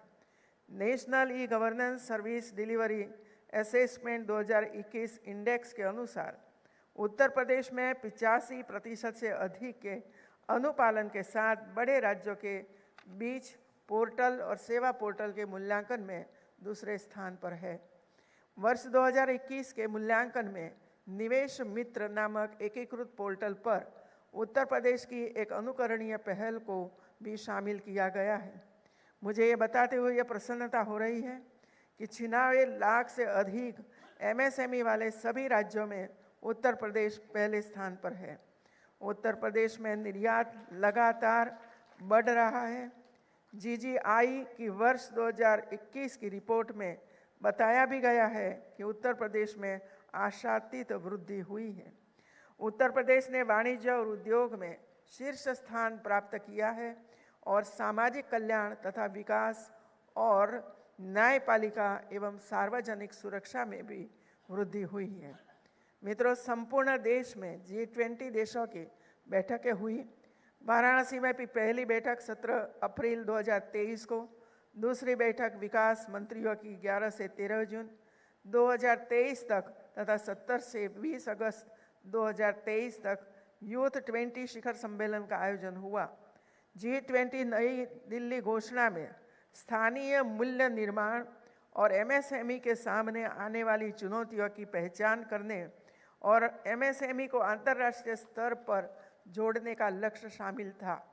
मुझे विश्वास है कि उत्तर प्रदेश G20 के लक्ष्यों के अनुरूप हमारी राष्ट्रीय और अंतर्राष्ट्रीय प्राथमिकताओं को आगे बढ़ाएगा। उत्तर प्रदेश में विकास के लिए और महिलाओं के सशक्तिकरण के लिए जो काम हुआ है वह पूरा देश देख रहा है। मुख्यमंत्री कन्या सुमंगला योजना, आयुष्मान योजना, उज्ज्वला योजना, प्रधानमंत्री आवास योजना, बैंक सखी और स्वयं सहायता समूह के माध्यम से प्रदेश की महिलाएं सशक्त और समृद्ध भी हो रही है। इसके साथ ही प्रदेश सरकार ने किसानों के हितार्थ कई ऐतिहासिक फैसले लिए हैं। प्रधानमंत्री किसान सम्मान निधि योजना के अंतर्गत धनराशि DBT के माध्यम से किसानों के खाते में सीधे हस्तांतरित की गई है। इसी तरह प्रदेश में प्रधानमंत्री किसान मानधन योजना में लाभार्थियों को कार्ड उपलब्ध कराए जा रहे हैं। देश के विकास का रास्ता हमारे उत्तर प्रदेश से ही होकर जाता है। भारत के इस हृदय स्थल में कृषि हो, फूड प्रोसेसिंग हो या डेयरी हो, स्टार्टअप, इंफ्रास्ट्रक्चर डेवलपमेंट, रक्षा उत्पादन आदि ऐसा कोई सेक्टर नहीं है जिसके लिए उत्तर प्रदेश में संभावनाएं न हो। प्रदेश सरकार ने राज्य में औद्योगिक निवेश को रोजगार सृजन से जोड़ते हुए अनेक नीतियां बनाई हैं। यही कारण है कि यहाँ की सुदृढ़ कानून व्यवस्था और बेहतर उद्योग नीतियां को देखते हुए देश और विदेश के औद्योगिक समूह निवेश कर रहे हैं। आज के अवसर पर मैं राष्ट्रपिता महात्मा गांधी के उन शब्दों को याद करना चाहूँगी जिसमें उन्होंने कहा था कि अपने विचारों को सकारात्मक रखें, क्योंकि आपके विचार ही आपके शब्द बनते हैं। आप अपना व्यवहार सकारात्मक रखें, अपनी आदतें सकारात्मक रखें और अपने मूल्यों को सकारात्मक रखें, क्योंकि यही आपकी नियति बनती है। कोई भी देश और प्रदेश समृद्धता और विकास के शिखर पर तभी पहुंच सकता है जब वहाँ की हर इकाई अपना सर्वोच्च देश के लिए समर्पित करने को तत्पर हो। अंत में मैं माननीय राष्ट्रपति महोदय का आभार व्यक्त करती हूँ कि उन्होंने अपनी उपराष्ट्रपति को अपने कीमती समय हम सबके लिए दिया और राष्ट्र कार्यक्रम की शोभा बढ़ाई।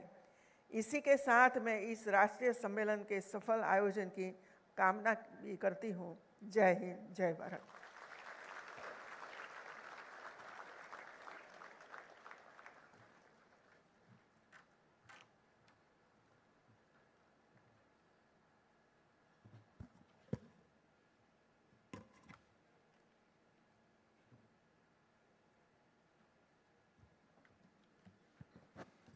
Thank you, Madam, for encouraging the professionals and the professionalism. Your vital words will go a long way towards contributing a sustainable future. Madam, we are proud enough to convey that almost 50% of the company secretaries in India are women. Let us have a big round of applause for the empowered women of our country. Thank you. Going ahead, on this momentous occasion, ladies and gentlemen, the Institute is unveiling some of its very important releases. Would now request C.S. Manish Gupta, President, to facilitate the releases at the hands of our honorable dignitaries. To mark the 51st National Convention of Company Secretaries, the Institute has come up with a souvenir. The souvenir is a collection of articles highlighting new developments on the theme India at the rate G20, empowering sustainable future through governance and technology, and the sub-themes of the convention. Let's have a big round of applause, ladies and gentlemen. The release of the souvenir for the 51st National Convention of Company Secretaries.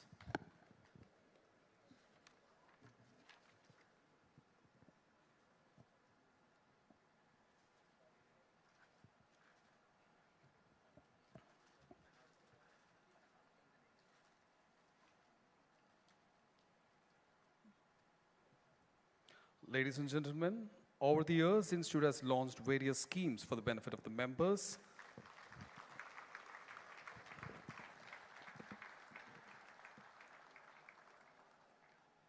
With the intent to facilitate the members, the Institute has collated the details of the major schemes. ICSI is proud to release a booklet, a handbook on benefits for the members of ICSI, which we think shall go a long way in supporting the members. Ladies and gentlemen, release of the handbook on benefits for the members of ICSI.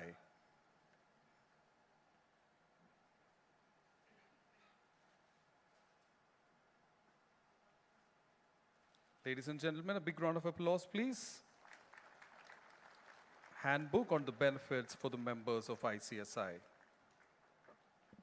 With the changing business environment and increasing complexities, the work and responsibilities associated with the company secretary in practice have enhanced multifolds.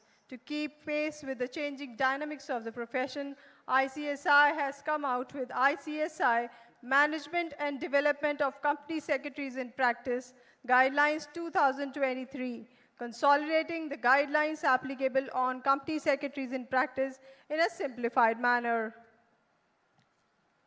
Ladies and gentlemen, the release of the ICSI Management and Development of Company Secretaries in Practice Guidelines 2023.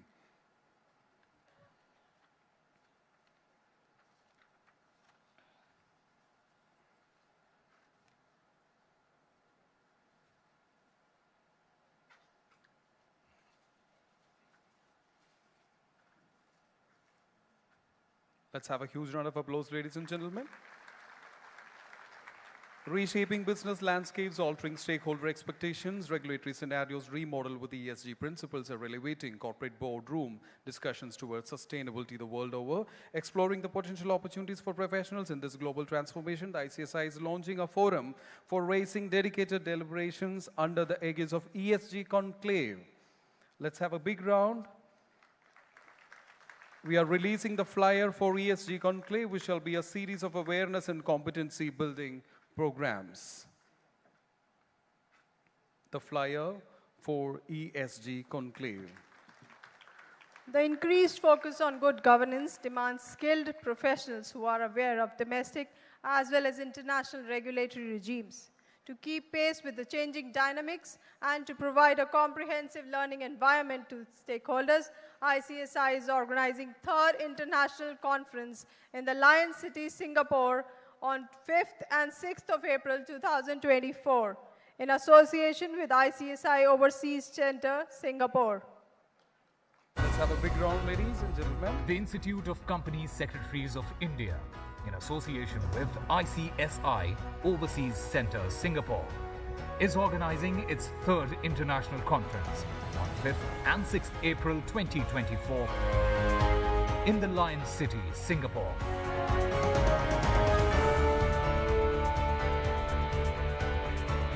Discover a wealth of knowledge and diversity of perspectives. Join for an insightful learning experience. For more details, log on to www.icsi.edu. Let's have a big round, ladies and gentlemen. Thank you everyone for facilitating the releases. Now we pass on to the presentation of some major awards. Would humbly request the dignitaries to kindly present the Best Regional and Best Chapter Award 2022. With this background, here we go with awards for the Best Regional Council and the Best Chapter Awards 2022. To start with, the award under FAST category, the Best Emerging Chapter Award for the year 2022, and the award goes to Palakkad Chapter of Southern India Regional Council of ICSI. To receive the awards, I request C.S. Sajeev, the then chapter chairman, to come out to the dais and collect the awards. Our next category is Best Chapter Awards in the Silver Grade for the year 2022, and the award goes to Nashik Chapter of Western India Regional Council of ICSI. To receive the award, I request Mr. Amit Kumar, the then chapter in charge, to come to the dais. Best Chapter Award in Gold Grade for the year 2022 goes to Kochi Chapter of SIRC of ICSI. To receive the award, I request CSB Mithun Shinoy, the then chapter chairman, and Miss Smita Subin, the chapter in charge, to please come on the dais. Next award category is Best Chapter Awards in Platinum Grade for the year 2022. And the award goes to Indoor Chapter of WARC of ICSI. To receive the award, I request CS Arvind K. Meena, the then chapter chairman, and CS Praveen Gupta, the chapter in charge, to please come over to the dais.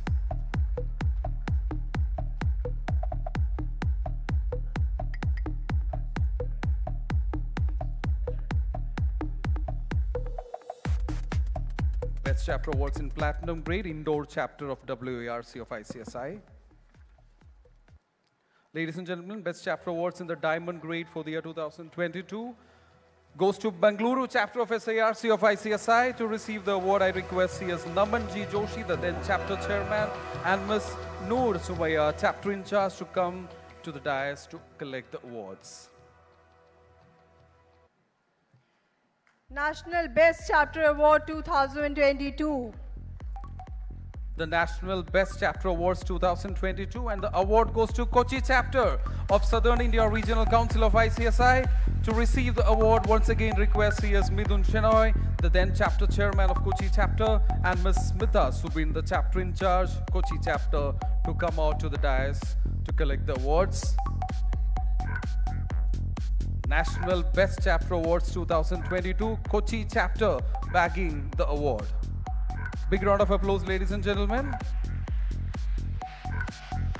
The audience, next award category, National Best Regional Council Award 2022. The award goes to Western India Regional Council of ICSI. Big to round of receive the applause. award, I request CS Rajesh Shitarpara, the then chairperson of WIRC and current council member, and Mr. Sanjay Kumar Nagar, the then regional director of WIRC, to please come on the dais. National Best Regional Council Award, Western India Regional Council. Thank you, sir. Thank you, madam. Congratulations to all the winners. Let's have a big round of applause for all the winners. Awards are definitely moral boosters and stimulators to the winners and the participants. Ladies and gentlemen, the moment which we all have been eagerly waiting for. Let's put our hands together for the Honorable Vice President of India as we request Sir to kindly enlighten our much-awaiting audience.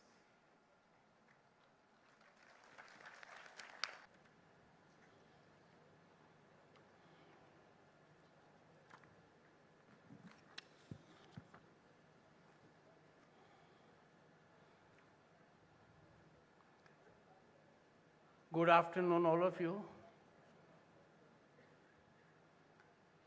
Honorable Governor of Uttar Pradesh, the largest state of Bharat, Shrimati Anandiben Patel, and when her introduction was imparted, everyone clapped, and rightly so.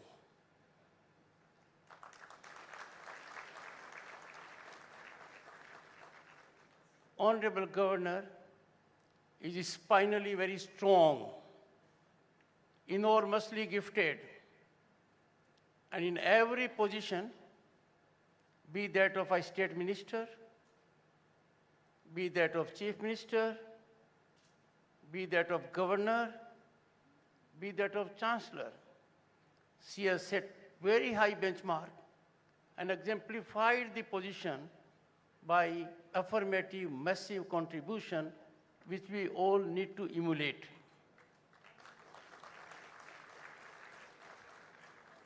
In the country, she is one of the very few who brings on the table experience of education, governance, and societal cause serving. Her presence here is motivational and inspirational for all of us. Dr. Manoj Govil, Secretary, Ministry of Corporate Affairs,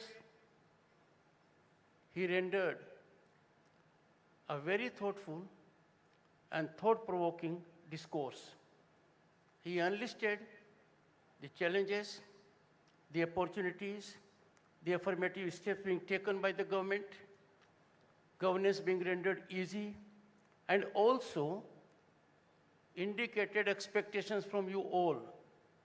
I am sure with him at the helm of affairs on the governmental side is a great advantage to this organization. Shri Manish Gupta, President of ICSI, well, he can thank me. I was Governor State of West Bengal, and he was Vice President. I attended the function. It was a very involved function, and that too in the city of joy. You are now in the city of spirituality.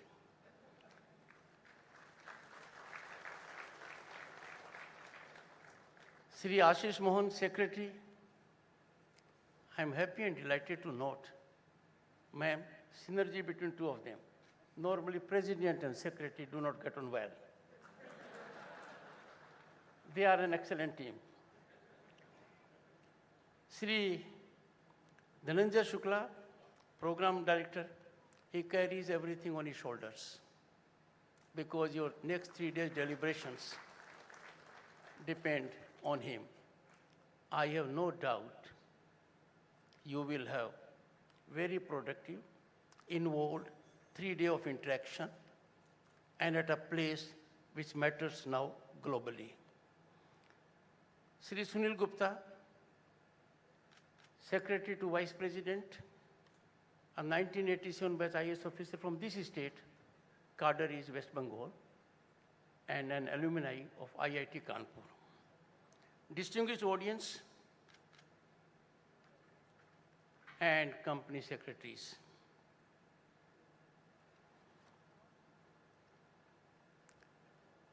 To be here on this 51st National Convention of Company Secretaries is a delightful moment for me. I congratulate the organizers for 2 aspects in particular. One, the theme, and the theme is absolutely relevant from current perspective and contemporaneous ecosystem. And the theme is India at G20, empowering sustainable future through governance and technology. And second, Kashi को चुना, काशी विश्वनाथ को चुना। वो काशी जो दुनिया की काया पलटती है, यहाँ आकर धन्य हो जाता है, यहाँ की मिट्टी को हर कोई नमन करता है। It is the spiritual city of the world. It is nerve center and epicenter of everything which is sublime. और दूसरी महत्वपूर्ण बात,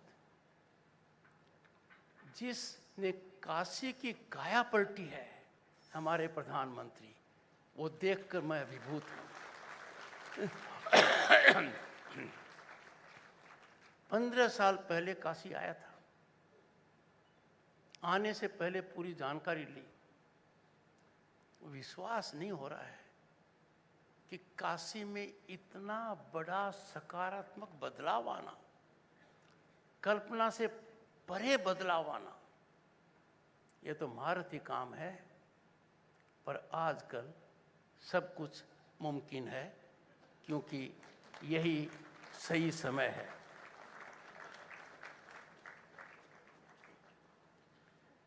I express a deep sense of gratitude to the people of Kashi Banaras for having elected Shri Narendra Modi as our Prime Minister, because he is a member parliament from this place.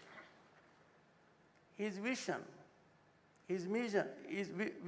mission, dedication, directional approach has taken Bharat to phenomenal heights. You all are aware of it more than I do, because you are directly involved with the growth trajectory of this nation. I am, friends, not guided by perception. Some people may take an exception to it, that how come a constitutional office holder like me is reflecting. It is not politics. I am not a stakeholder in politics. You are not a stakeholder in politics in that sense of the term. But we all collectively are stakeholders in governance. What the nation has seen in last 10 years has been beyond our dreams, imagination, and the world is stunned. I was elected to parliament for the first time in 1989. I was a member of parliament. I was part of the union government as a minister. I am reflecting on a scenario which you are aware. Our foreign exchange was fluctuating between $1 billion and $2 billion. You know it. You all know it. And youngsters must have gathered it from others. In physical form, gold of this country had to be airlifted, to be placed to 2 banks so that we can sustain our financial credibility. And now, our foreign exchange reserve is more than 600 billion. These epochal developments have taken place because the beginning was made in Kashi in 2014. This country suffered a temporary article, Article 370, that denied people of Jammu and Kashmir of fundamental rights. A temporary article was taken to be a permanent article. That is no longer available in our constitution, thankfully. Again, Kashi. We had a contentious issue. And we are a country that believes in our preamble of the Constitution. Here is a Prime Minister who brought about through judicial mechanism Ram Mandir being fructified, and we all look forward to January 2024.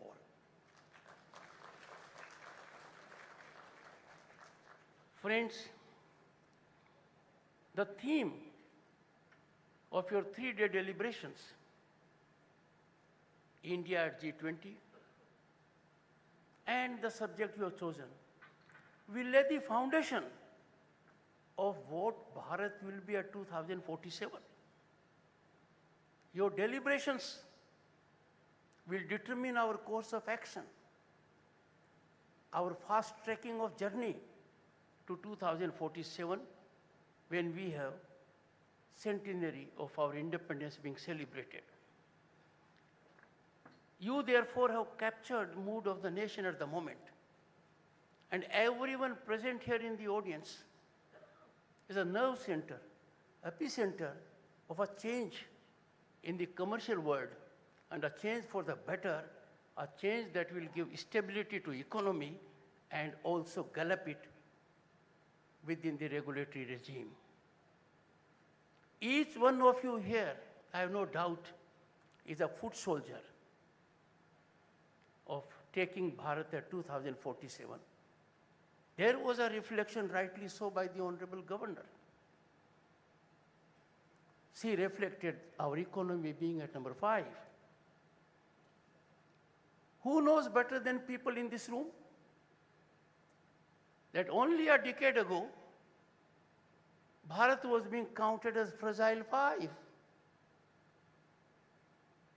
वो कहते हैं ना, छू दोगे तो बिखर जाएगा, ऐसा वातावरण बन गया था.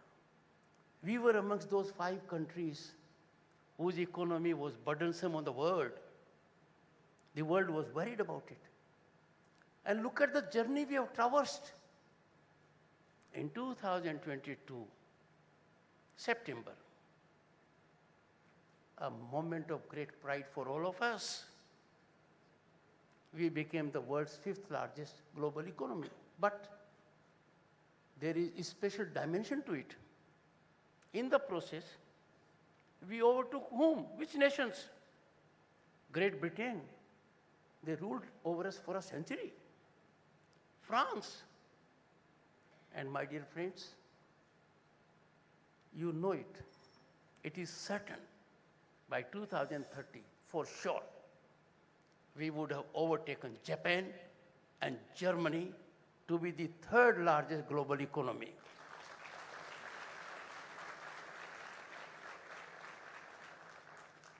Could anyone imagine few decades ago that we would overtake economies of Great Britain, Japan, France, Germany? No. But now our target is set.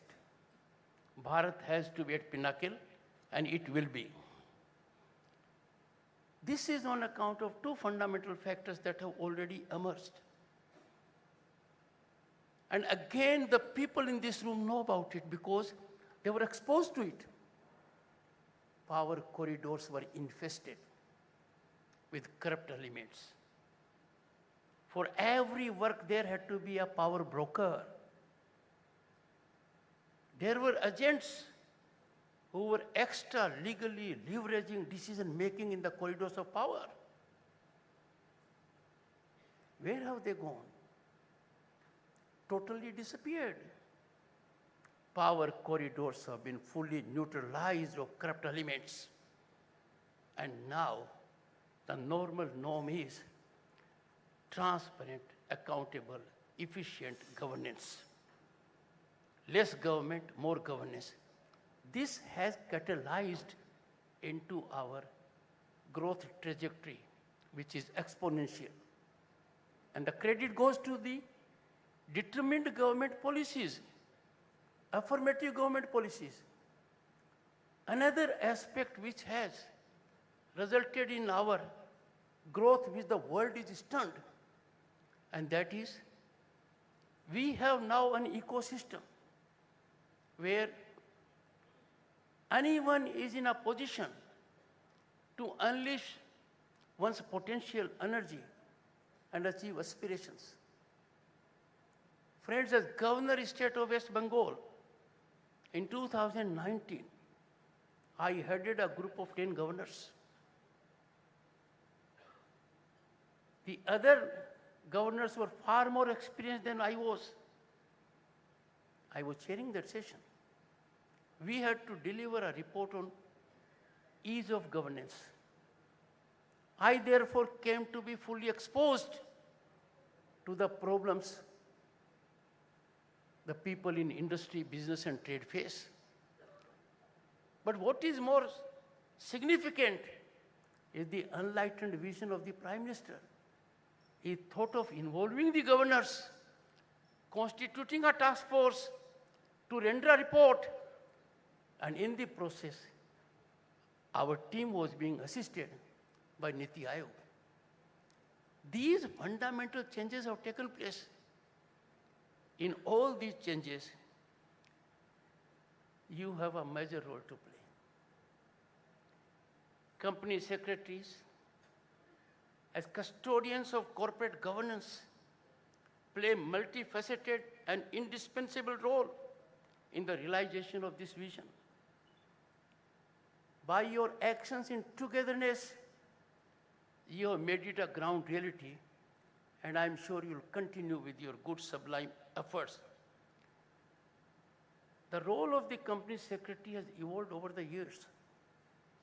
Once considered as record keepers, they are now transformed into key pillars of governance and compliance within organizations, upholding the principles of transparency, ethics, accountability in corporate governance. I must congratulate the government. The Honorable Secretary is here. There was a time when independent director post was just a post. You become independent director, and that is the end of it. Now there is heavy obligation on independent director. And obligations on you correspondingly are many more. Let me tell you, friends, it was around mid-2002, a global accounting firm counted as one of the top 5. It collapsed. You know that. It is not appropriate for me from this forum to give out the name. Why?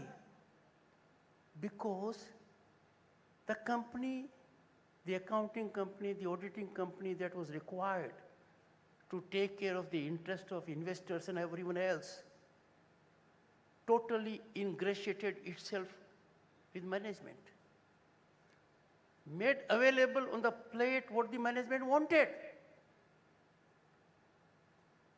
You know it more than I do. Books have been written about it. And then we had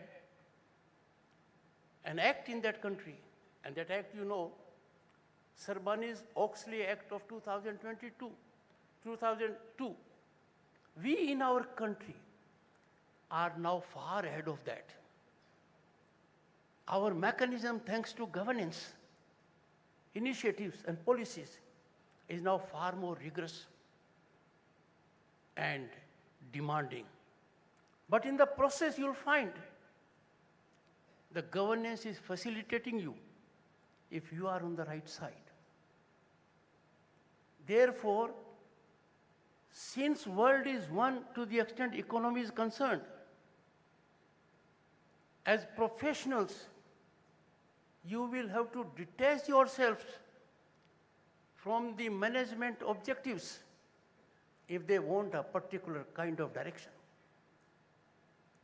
By statutory implications, you are to effect compliances of very important aspects.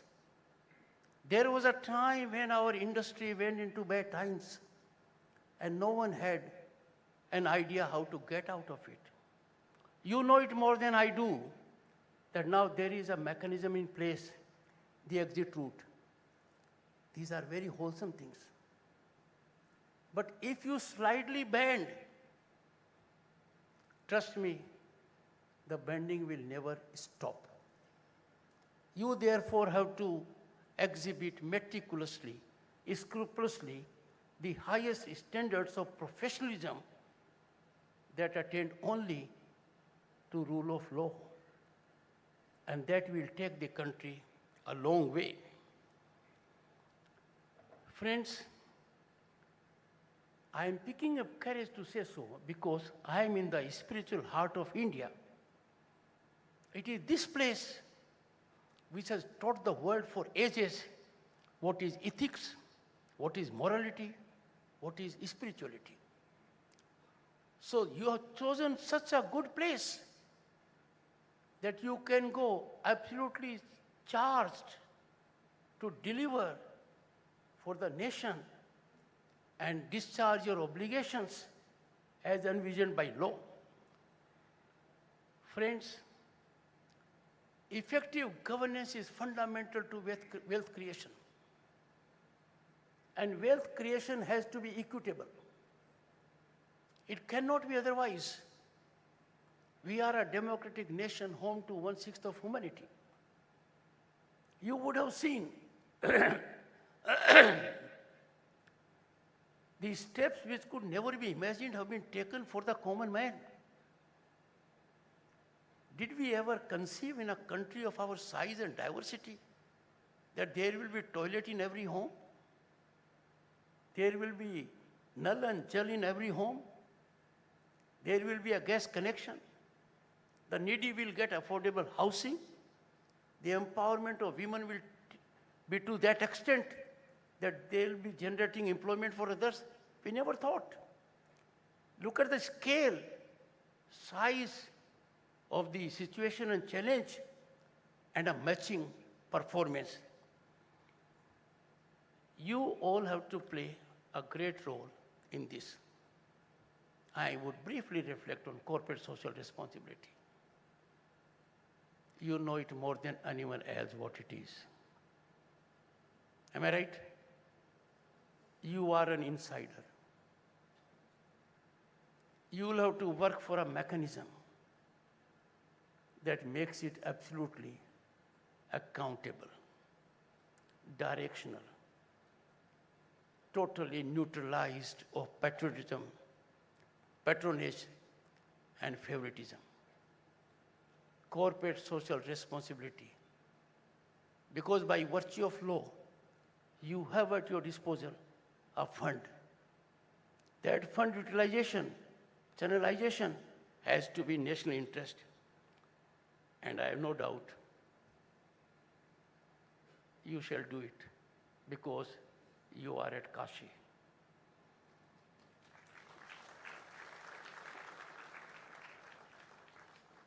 We Indians are genius. We learn very quickly. Someone may not teach us. It is land of Eklavya. We search our own teacher. The teacher may not know it. And that is skill we have developed. And that is our entrepreneurship. If you go to traditional Marwadi families, Gujarati families, do they need an IIM degree or a foreign degree to learn what business is? It is there in their DNA. You only have to inspire the younger generation. One particular task, since most of you are younger to me, I am giving to you. The senior members in business act as supervisors. They don't allow you to make mistakes. They fear failure. They get into conventional route. I appeal to you on 3 fundamentals which are critical to this government. And they all are your brief. 1, economic nationalism. We have, with our neighbor, a trade deficit of more than 100 billion. Is it justifiable?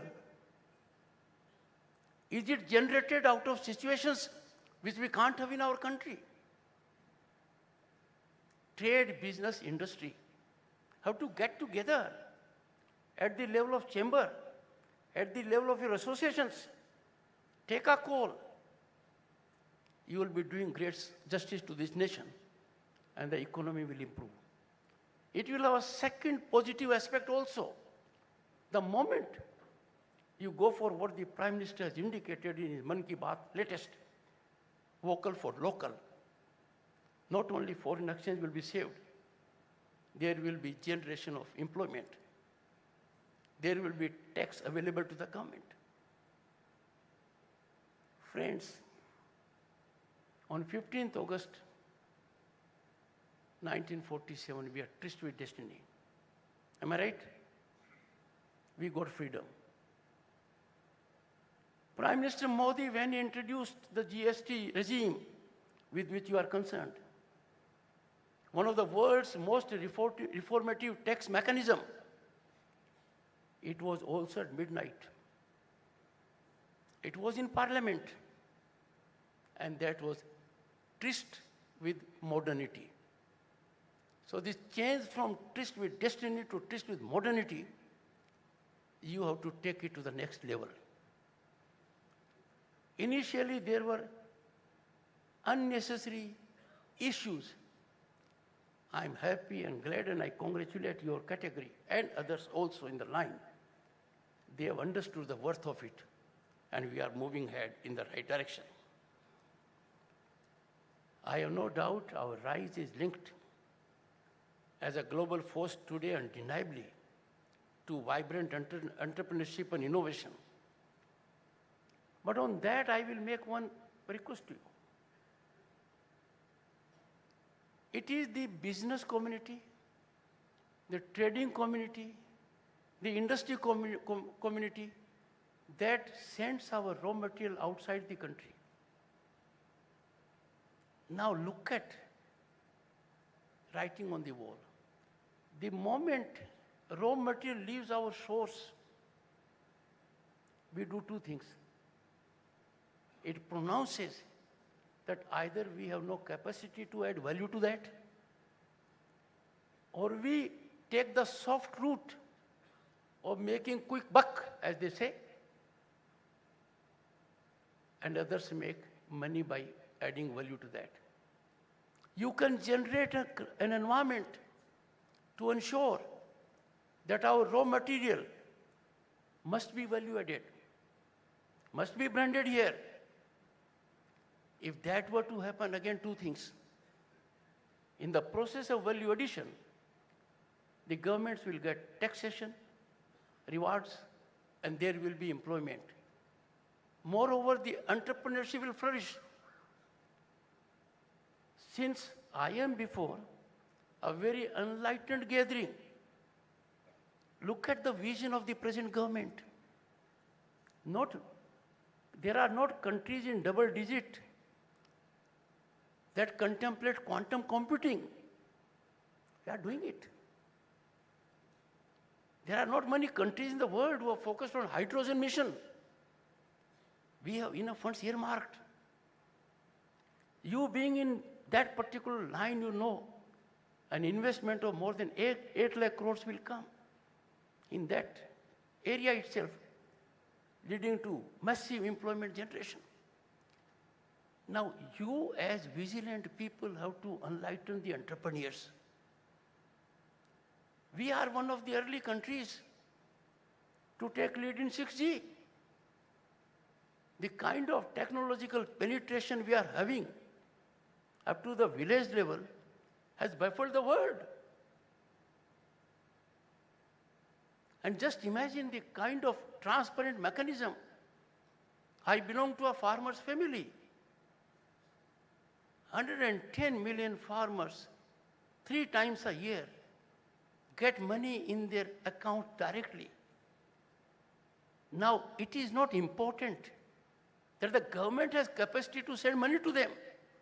What is important is that the farmer in the village has equipped himself because of government policies, having a bank account, having a technological mechanism to receive that amount. And that amount is currently more than 2,60,000 crores. The point I am making is that India is on the rise as never before. The rise is unstoppable. It is backed by robust economic performance, earning praise from international financial agencies. I personally have the occasion to interact with IMF president on 3 occasions. And on 3 occasions out of conviction, including at G20, she said, India is a bright star in economic development at the moment and most favored global destination for investment and opportunity. You have 2 friends. Ensure that more people get into the net and avail the opportunities. Others will miss the point, but you will not. A decision taken at G20, the corridor. This corridor in some shape was in existence thousands of years ago. Now we have a corridor endorsed by G20, which means Bharat, Middle East, and Europe. Look at the enormous opportunities that are opened for everyone, our youth in particular. It is a time when our hope index is the highest in the world. And the World Bank gentleman, he studied the point. He is a man who is known to be rooted in ground. He said, I am surprised, stunned. I recognize the digital infrastructure that India has created in 6 years is unrivaled, unprecedented, and was not possible even in 47 years. We have done in 6 years, and that is a reality on the ground, you know it. Friends, governance chapter is now being rewritten. There is a new norm. None is above the law. He may be anyone, high or mighty, lineage or succession. You have to be accountable to law. You cannot get away from law. That is the new norm. We are in Amrit Kal. Our Amrit Kal, because of Kartavya commitment of the Prime Minister, has become for all of us Gaurav Kal. We are living in Gaurav Kal at the moment because you have frequent occasions to go abroad. Have you ever seen respect for Bharat ever before to the extent you see now? Have you ever seen before the value of our passport? Have we ever seen impactful presence on global scenario of Indian Prime Minister? Anywhere else during earlier regime? No. When the Prime Minister addressed United States Senate and Congress, look at the response of everyone present here when he said AI. Everyone thought it was artificial intelligence. He said it is America, India, two democratic nations that have to shape the destiny of the world.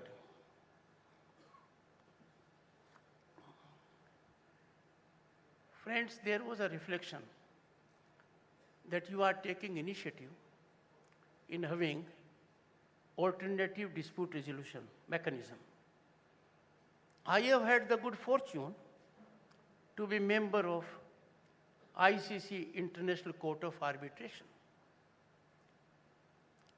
I know commercial disputes, if they go to the system of arbitration or they go to the court, they take years. We may say it or not, but efficacy of arbitral mechanism in the country has not turned out to be very productive. It adds one more tier to the conventional litigation adjudication. When I was there in the court at Paris, we devised a mechanism. I appeal to you, and I will be happy to entertain in Delhi at Uprashtrapati Niwas a delegation chosen by you to discuss the issue. And that is amicable dispute resolution. Now, alternative dispute resolution takes you to adjudication. Adjudication takes you to challenge. और हम भारतीयों की madam एक बहुत बड़ी खूबी है, हम मुकदमा करने में पीछे नहीं हटते। हमारा मन शांत नहीं होता जब तक हम कानून की काशी सुप्रीम कोर्ट तक नहीं चले जाते हैं। और सरकारी तंत्र है, मिस्टर गोविल में नोट इट, वो कहेंगे नहीं एसएलपी तो फाइल कर ही दो, mister Gupta is also here. इसको बदलने का एक ही रास्ता है, amicable dispute resolution. Now, in amicable dispute resolution, what we visualized was that if there is a dispute between two people involved with steel manufacturing, the neutral will be also from steel industry, because he will know the game 100% and will tell both of them, don't jump too high, don't lie low, and there will be a meeting ground. Because in trade and business and industry, if you have adversarial relationship, your growth is bound to be impeded. A resolution of a problem, I don't call it dispute. I call it problem because the two sides are unable to see in proper perspective. You can play a critical role. Friends, India, with over 1 lakh startups, is the third largest. But what we pride ourselves, a position of envy, and last year we had over 100 unicorns. None in the world had so. Over the last 3 years, our economy has attracted a substantial investment of US 230 billion, and हाथ कंगन को RC क्या, पढ़े लिखे को फारसी क्या, test of the pudding lies in eating, ये पैसा नहीं आता यदि अगर यहाँ अपॉर्चुनिटी नहीं होती, यहाँ सिस्टम ठीक नहीं होता, यहाँ टैलेंटेड ह्यूमन रिसोर्स नहीं होता. No country in the world can claim to have that kind of talented human resources we have in this country. I don't want to take to more issues, but it is a time when India is an agenda setter for the world. We made them aware yoga क्या है और United Nations ने agree किया, दुनिया के ज़्यादा से ज़्यादा देशों ने समर्थन किया। And when our prime minister was there at United Nations headquarters, international yoga day, and I was there at Jabalpur in the country, वहाँ दुनिया के सब देश थे। International solar alliance, I had spoken about hydrogen mission, that also in the same line. तो ऐसी हालात के अंदर वो राजस्थान से होंगे काफी लोग यहाँ। गुड। गुप्ता जी तो यूपी से है, इसलिए देख रहे हैं कि राजस्थान से कितने हैं। अपने लिए मौका ऐसा है, मत चूके चौहान, ये मौका अपना है। Don't miss the target now. Friends, when everything is going in the right direction, not to avail the opportunity, बहती गंगा में डुबकी न लगाना अकल का काम कोई नहीं कर सकता। और काशी में जब आप आए हो और देश के लिए डुबकी नहीं लगाओगे तो फिर ऊपर क्या जवाब दोगे?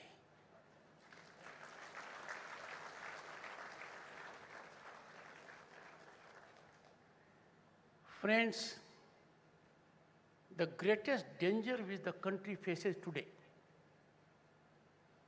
and you must be alive to that, is when so-called intelligent people, so-called very well informed people, try to capitalize on ignorance of the people. वो मानकर चलते हैं कि जब ये बोल रहा तो सही बोल रहा होगा। अरे भाई, आप कभी भारत सरकार के चीफ इकोनॉमिक एडवाइजर थे, आप आए और वो जॉब आपको मिल गया, आप गवर्नर बन गए, बहुत अच्छी बात है। सरकार बदल गई, आपको एक्सटेंशन नहीं मिला। अब जिस बात की आपको जानकारी है, you have the MRI of Indian economy, आपसे बेटर MRI इंडियन इकोनॉमी की किसी के पास नहीं है। चार्टर्ड अकाउंटेंट को भी उतना ही पता लगता है जितना आप दिखाते हो, पर आपको सब पता है। अब देखिए, वो कोई घटनाक्रम यहां हो, बयान आ जाता है, उनका बयान आना समझ में आता है, आपकी चुप्पी मुझे समझ में नहीं आती है। There was an occasion few years ago in the United States when one of the leading magazines had a front page article, and that was, if the silent majority observes silence, it shall be silenced forever. हमारे देश के खिलाफ कोई कुछ भी कह देगा, कोई भी नैरेटिव चला देंगे। अरे घर जाएगा दिन गिने दांत, कहावत है ना, घर जाएगा, जो घर में जन्मा है उसके दांत गिनकर उम्र थोड़ी बताऊंगा कि कौन सी तिथि पर यह जन्मा है, सावन में जन्मा है या दूसरे महीने में चैत में जन्मा है, फिर बताऊंगा। We know it more than anyone else. So इन लोगों को जो हमने आइकॉनिक स्टेटस दे दिया ना, हमने तो दे दिया कि they believe in Bharat, they believe in भारतीयता, interest of the nation is at heart. पता लगा इनके दिल में तो खुद के अलावा कोई बसता ही नहीं। I therefore appeal to youngsters in particular. You have in your hand the power of social media. You are knowledgeable people, you are discerning people. You know the ground reality. You must not observe silence, and I'm sure you will heed my prayer. I don't call it request, because we must invariably believe in our nationalism. We must always be proud citizens of Bharat. We must take greatest pride in our phenomenal historic achievements. कभी सोचा था क्या कि 50% of population will be so empowered? Honorable Governor will be delighted.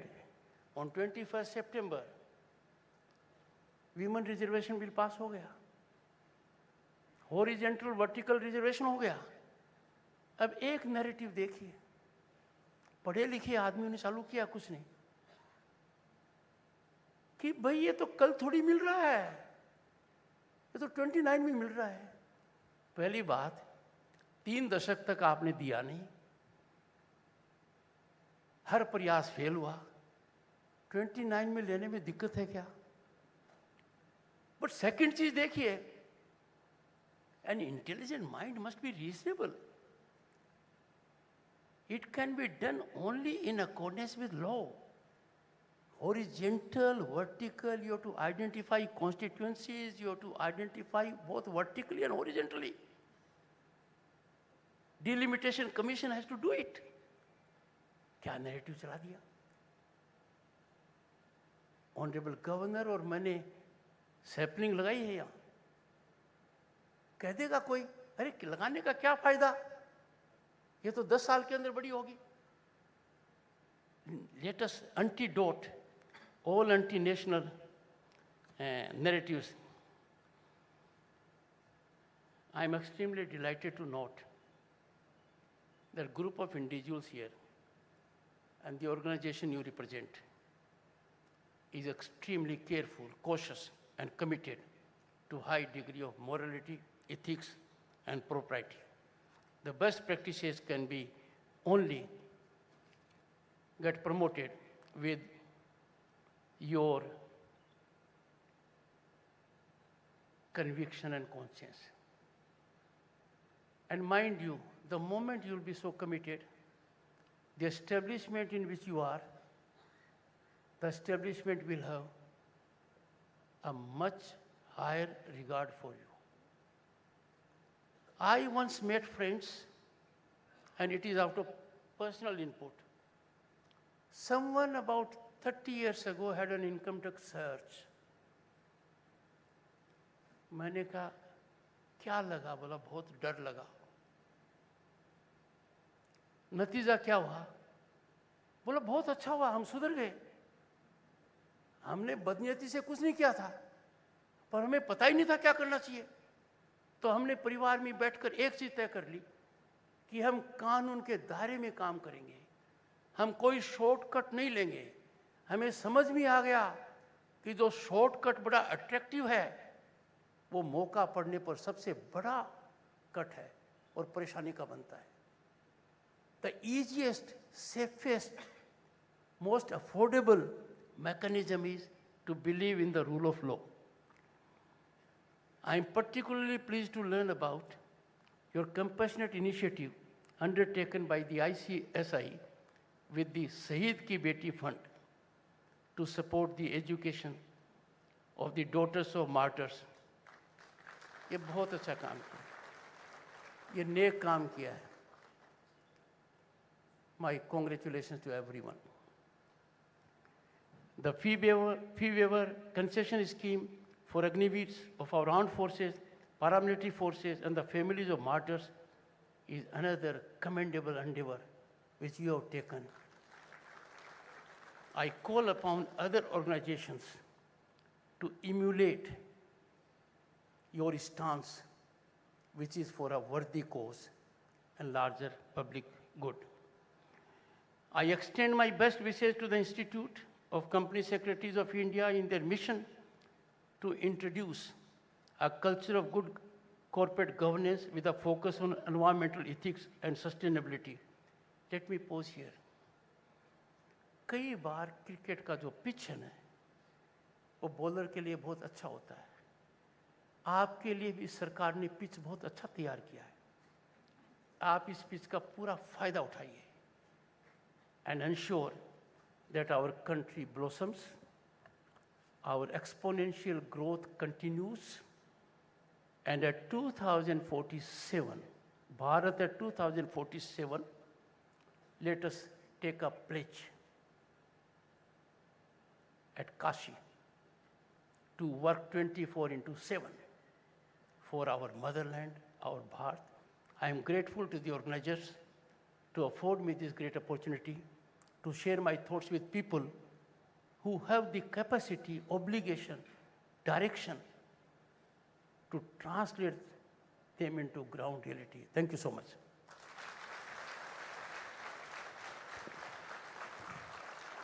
Ladies and gentlemen, let's have a standing ovation to the Honorable Vice President of India and the Honorable Governor of UP. We take this opportunity to extend our sincere gratitude towards you, sir, for your precious presence with us today, making this 51st National Convention of Company Secretaries an iconic event. It has been a privilege to have Srimati Anandiben Patel, Governor of Uttar Pradesh, as the Chief Guest of Honor with us today. Madam, we are grateful for your presence today. Ladies and gentlemen, kindly rise for the National Anthem.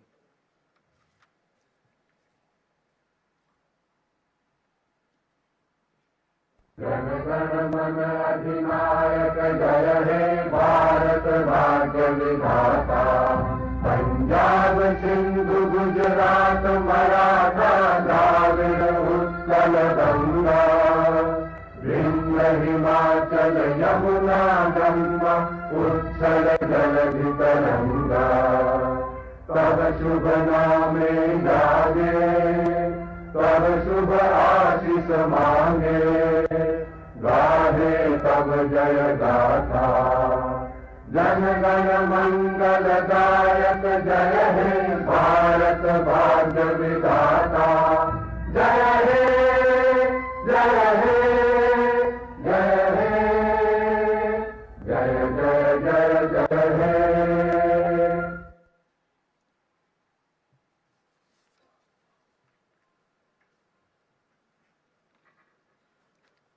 Ladies and gentlemen, you are requested to kindly remain seated, observing the security proposals, please. Request you to kindly remain seated.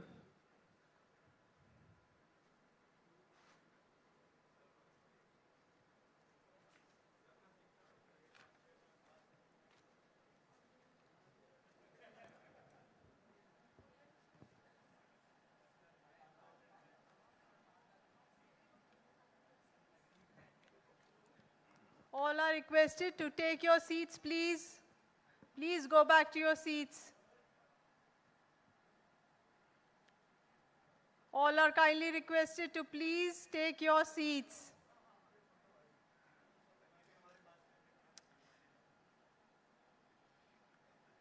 I request all of you to please take your seats.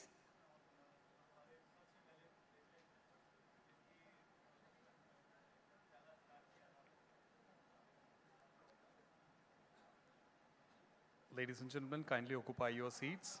Request your cooperation. Request you all to please take your seats. Please adhere to the security protocols.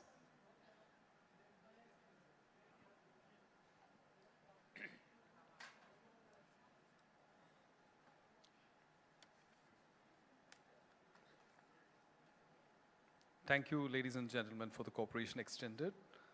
With this, we have come to the conclusion of the inaugural session of the 51st National Convention of Company Secretaries. We shall join shortly for the scheduled program after a quick tea break. Request you all to kindly reassemble by 4:30 p.m.